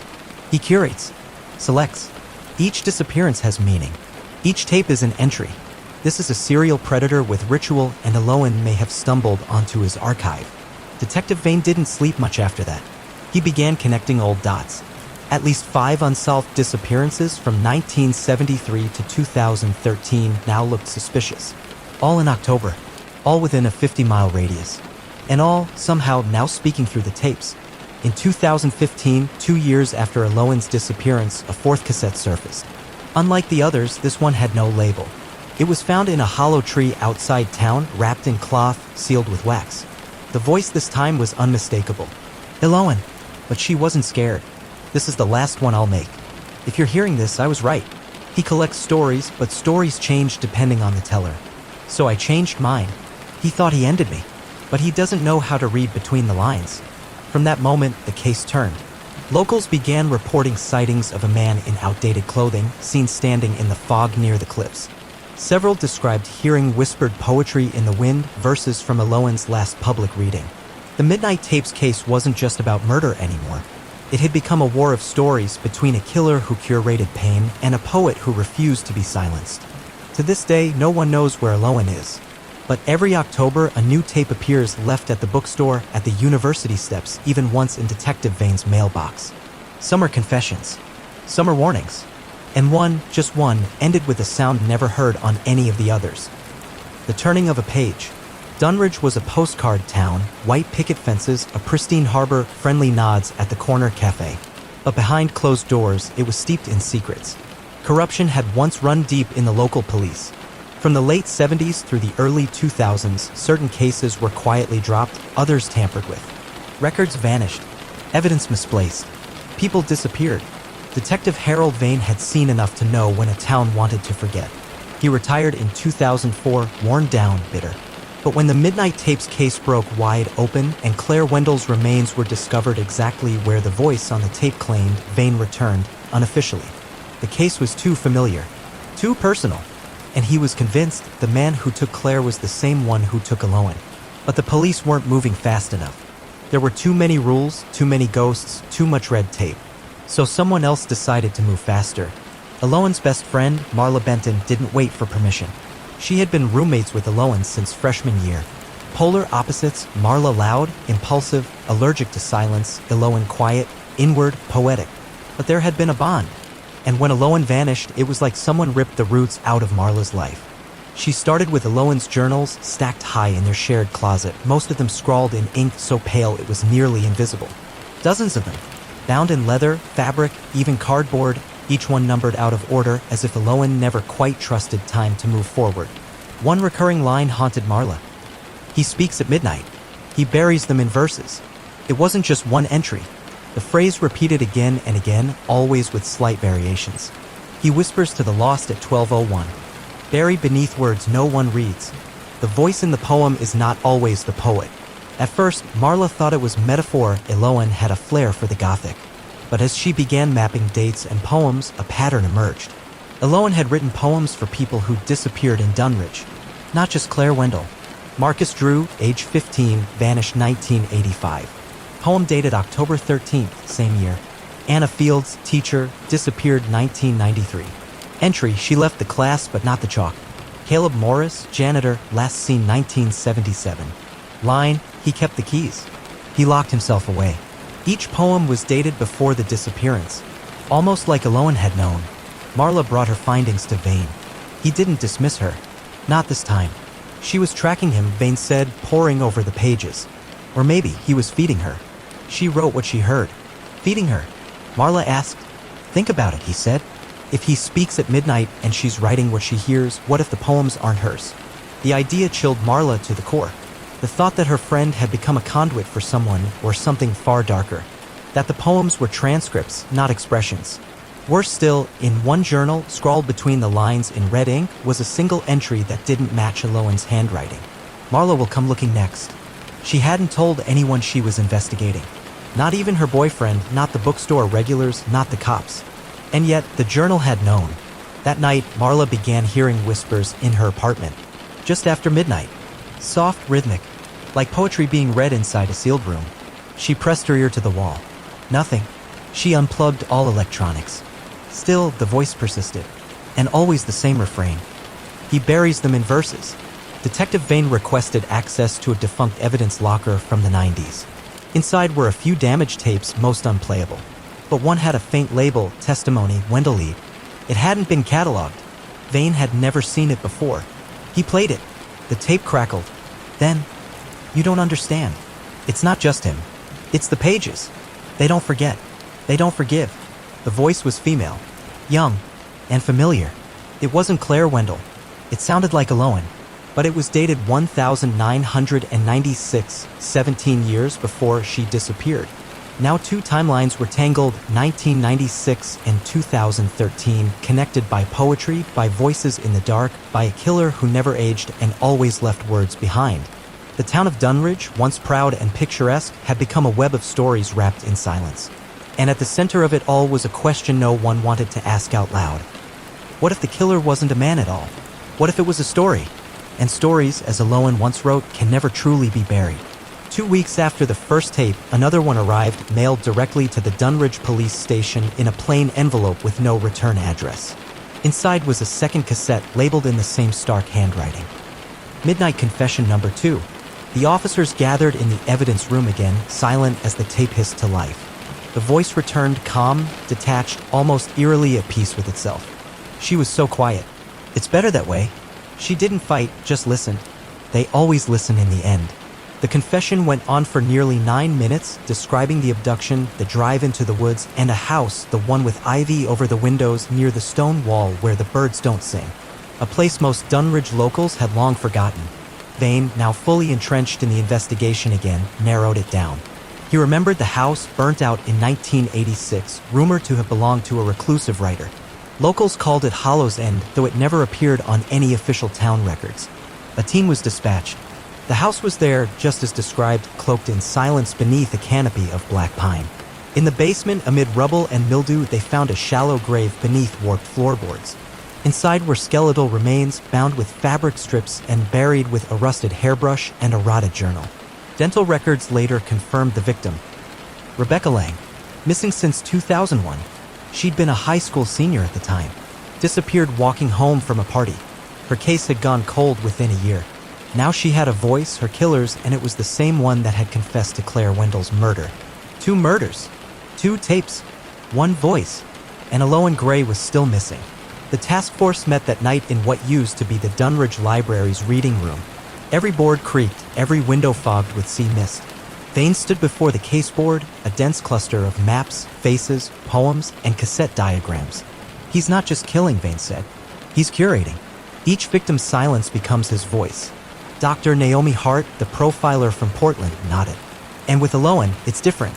She wasn't a random target. She was a writer, a speaker. Maybe he didn't just silence her. Maybe he needed her. Vane clenched his jaw. To write for him? Marla Benton, who had been allowed into the briefing unofficially thanks to the growing pile of insight she was providing, spoke up. Or maybe she was trying to rewrite him. Take his story back. That's why he had to stop her. That night, Marla went back to Elowen's journals. She now knew which entries came before the tapes, before the murders were revealed. She flipped to a page dated October 9, 2013, 8 days before Elowen vanished. The entry was short. He brought me the voice again. I refused to write.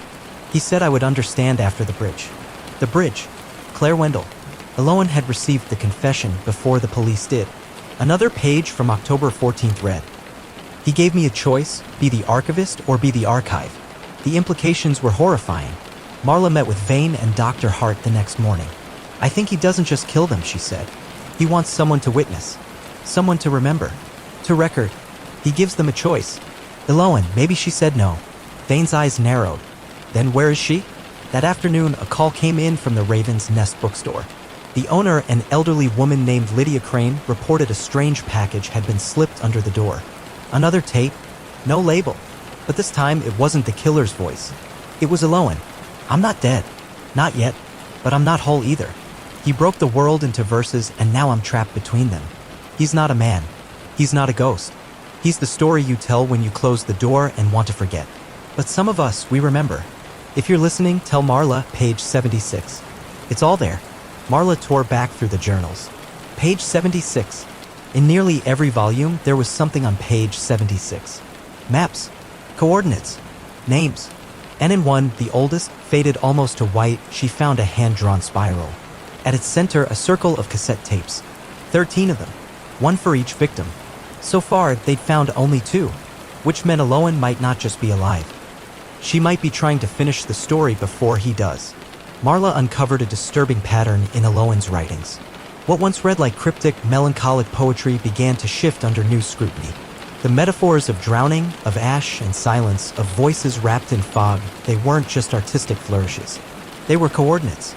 Maps encoded in verse. One poem ended with, she left behind her crimson song / nodded at the throat of the weeping tree. Marla had dismissed it before. Now, she remembered a local urban legend about a woman whose red scarf was found tied to a willow by Lake Darrow in 1982. The woman, Janice Heller, had vanished after leaving choir practice. Her body was never recovered. Another poem mentioned, swings that rust to lullabies, empty since the last goodbye. Dunridge Elementary had removed a metal swing set in 1991 after the unexplained disappearance of a volunteer named Tina Elridge. She had been supervising recess.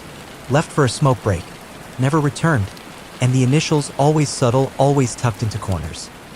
RL Rebecca Lang, CW Claire Wendell, JH Janice Heller, TE Tina Elridge. At first, Marla felt the weight of awe. Had Elowen uncovered the killer on her own? Had she been documenting his crimes in real time, coded, poetic, silent? But a darker possibility took hold as the spiral of journals grew thicker. One entry stopped Marla cold. I wanted to write about the stars, but he asked me for silence, for cold water, for the girl with the church voice. He knew about the scarf.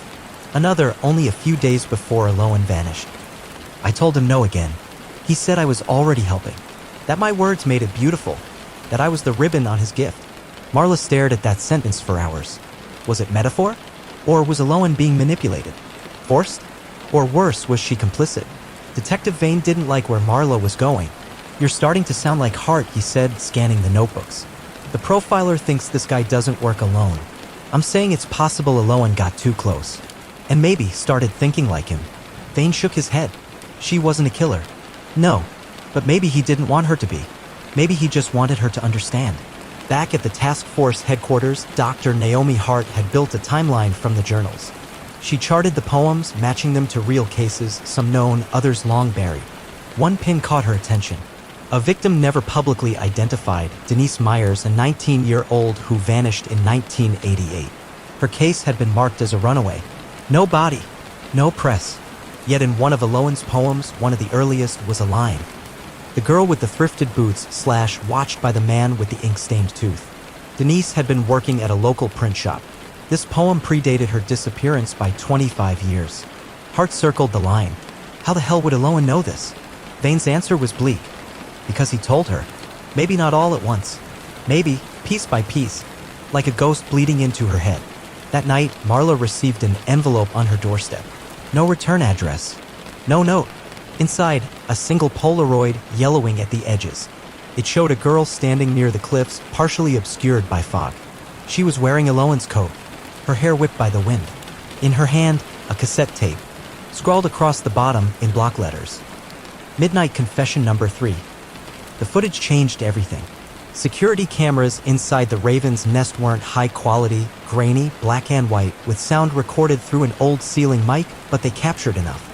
The night Aloan disappeared, just minutes after her final reading, she had spoken to a man near the back of the store. He wore a trench coat, a fedora. He kept his head down, posture hunched, hands in his pockets. What mattered wasn't what he looked like. It was what he said. When the audio was enhanced by state technicians, the words became horrifyingly familiar. You have such a gift. You hear the silence better than the rest. Don't worry. I brought your next one. A girl who sang herself into sleep. The voice, cold, composed, unnervingly gentle, was a perfect match for the voice on Midnight Confession Number 1 and Number 2. The man in the bookstore had been the killer, and he had met Aloan that night. Marla's stomach dropped when she saw the footage. It wasn't just the voice. It was him. She'd seen him before, not in person, but in Aloan's journal. A page she dismissed as paranoid art. A blurry black and white photo taped beside a poem called The Boothman Watches. The image was taken from a distance, through glass, and showed a man in a cafe booth wearing a fedora. Beneath it, Aloan had scrawled a caption in small, precise handwriting. He orders tea. He never drinks it. Always alone. Always watching. In another note further down. He doesn't age. He finds you when the poems start. The journals painted a disturbing progression. The first mention of the Boothman appeared in early 2012, about a year before Aloan vanished. Then more frequent sightings, library corners, campus cafes, once outside her apartment. Aloan believed he was following her, but not to hurt her, to recruit her. He doesn't take the ones who scream. He takes the ones who listen. He told me I could help him record the echoes. Dr. Naomi Hart stared at the page for a long time. If this is accurate, then he wasn't just stalking her. He was grooming her. For what, we still don't know. Vane crossed his arms. Or maybe we do. She read that last poem, drowning in silence, and then she was gone. What if that was her initiation? Or her rejection? Marla didn't want to believe it. But the line between Aloan as victim or apprentice was thinning. And now the Boothman had a face. Or at least, a habit. A pattern. Vane pulled all local cafe security footage going back 5 years.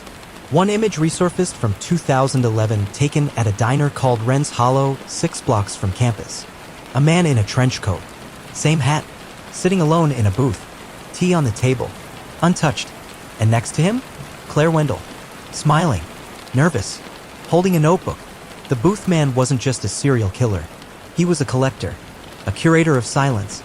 Each victim had something in common. They were writers, musicians, teachers, people who expressed, people who created. Then they were taken. And in Alohan, he'd found something new, not just a muse, but a scribe. By early 2015, 5 tapes had surfaced. Each one came unannounced, sometimes left on church steps, sometimes mailed in plain brown envelopes with no fingerprints. And each one was worse than the last. 5 victims, 5 confessions. A pattern of abductions stretching back nearly 3 decades.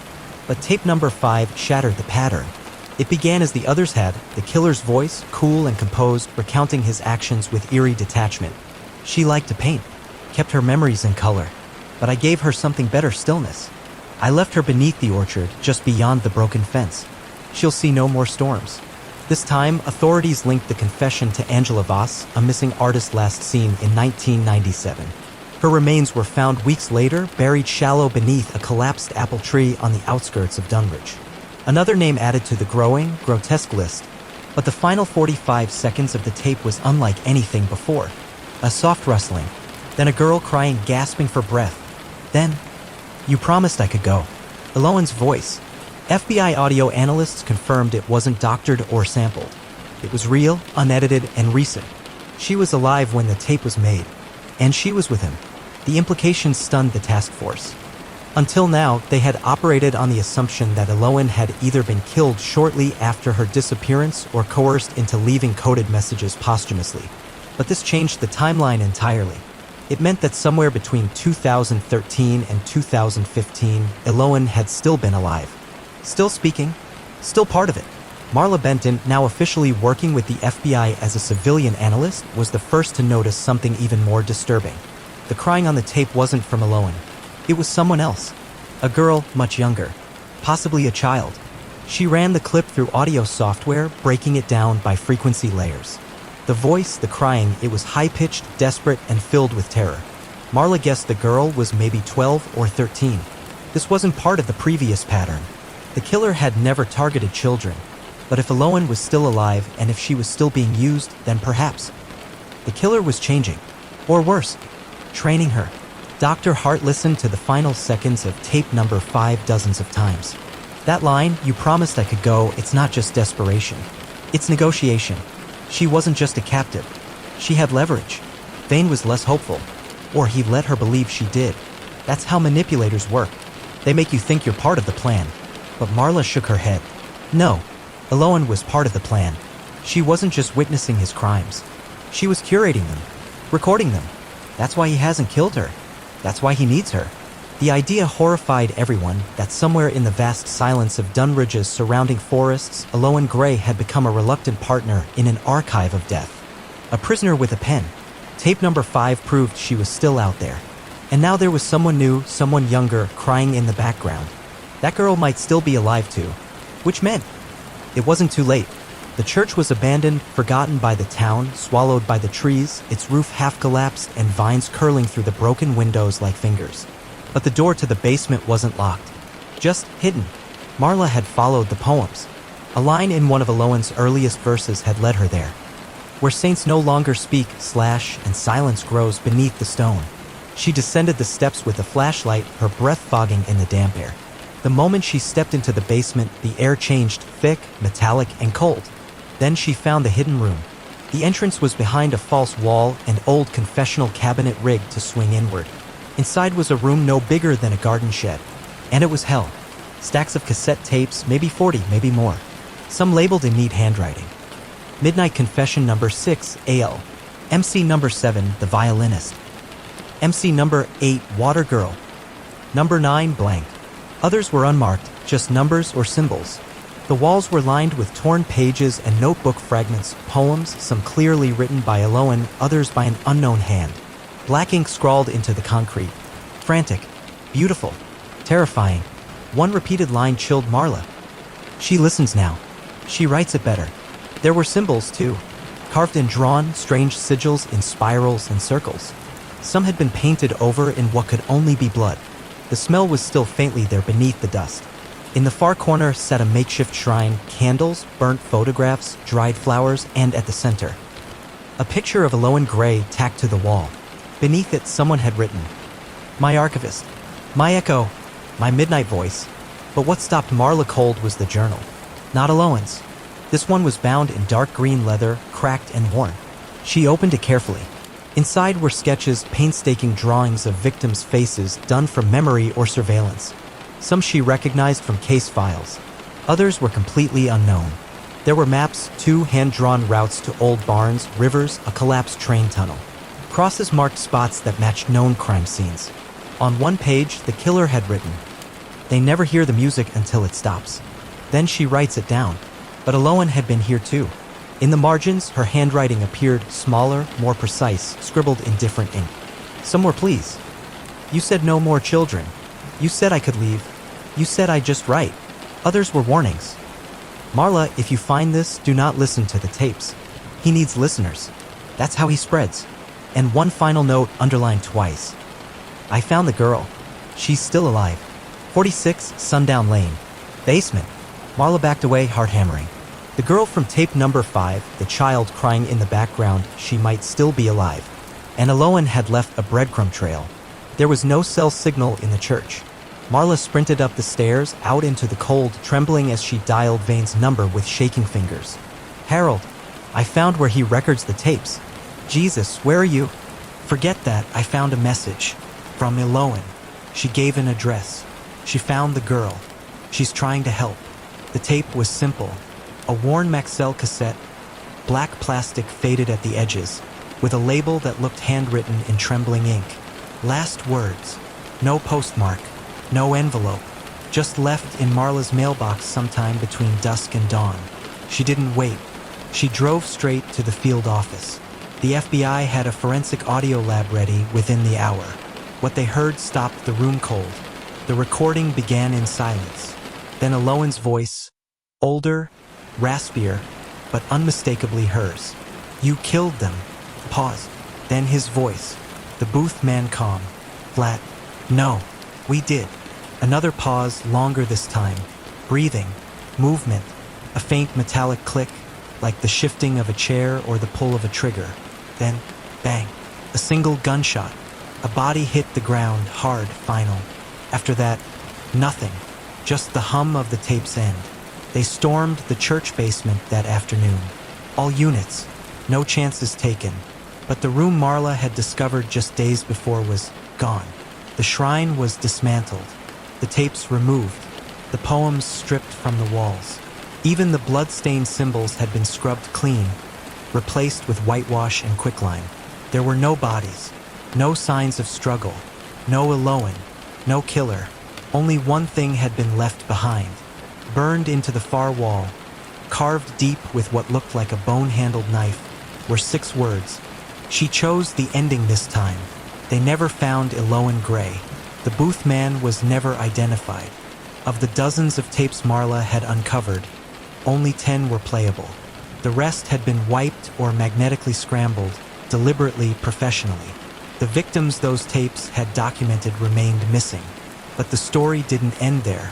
A year later, a small bookstore opened in Portland, Oregon. It was called Midnight Verse. The owner was a quiet woman who went by the name Lena G. She held weekly poetry readings. No one recognized her.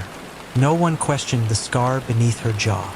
No one noticed that each week, she read a poem written in memory of a woman who had gone missing somewhere between 1985 and 2013. And every reading ended the same way. She listened. She remembered. She wrote it down. A year passed. The Midnight Tapes investigation faded from headlines, buried beneath newer horrors, fresher cases. Dunridge tried to return to normal, to forget the string of missing women, the cryptic poetry, the vanished girl who had once read verses at the Raven's Nest. But Marla Benton didn't forget. She kept the tapes in a locked drawer. The journals, too. Alohan's voice still echoed in her dreams. Those whispered poems, those warnings written in ink and desperation.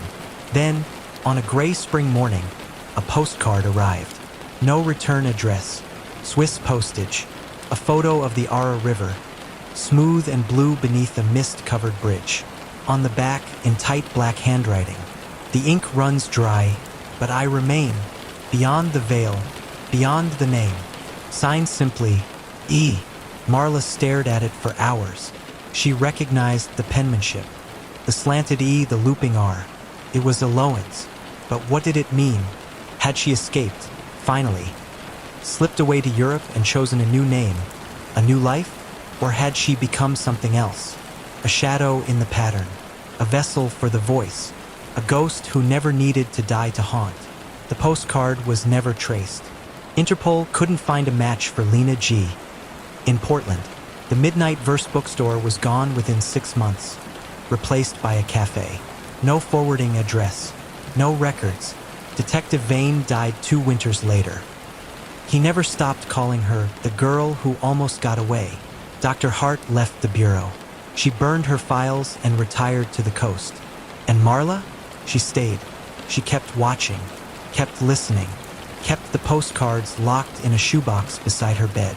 Because sometimes, when the wind rises just right off the Dunridge cliffs, sweeping through the trees and hollow houses, it carries with it a sound.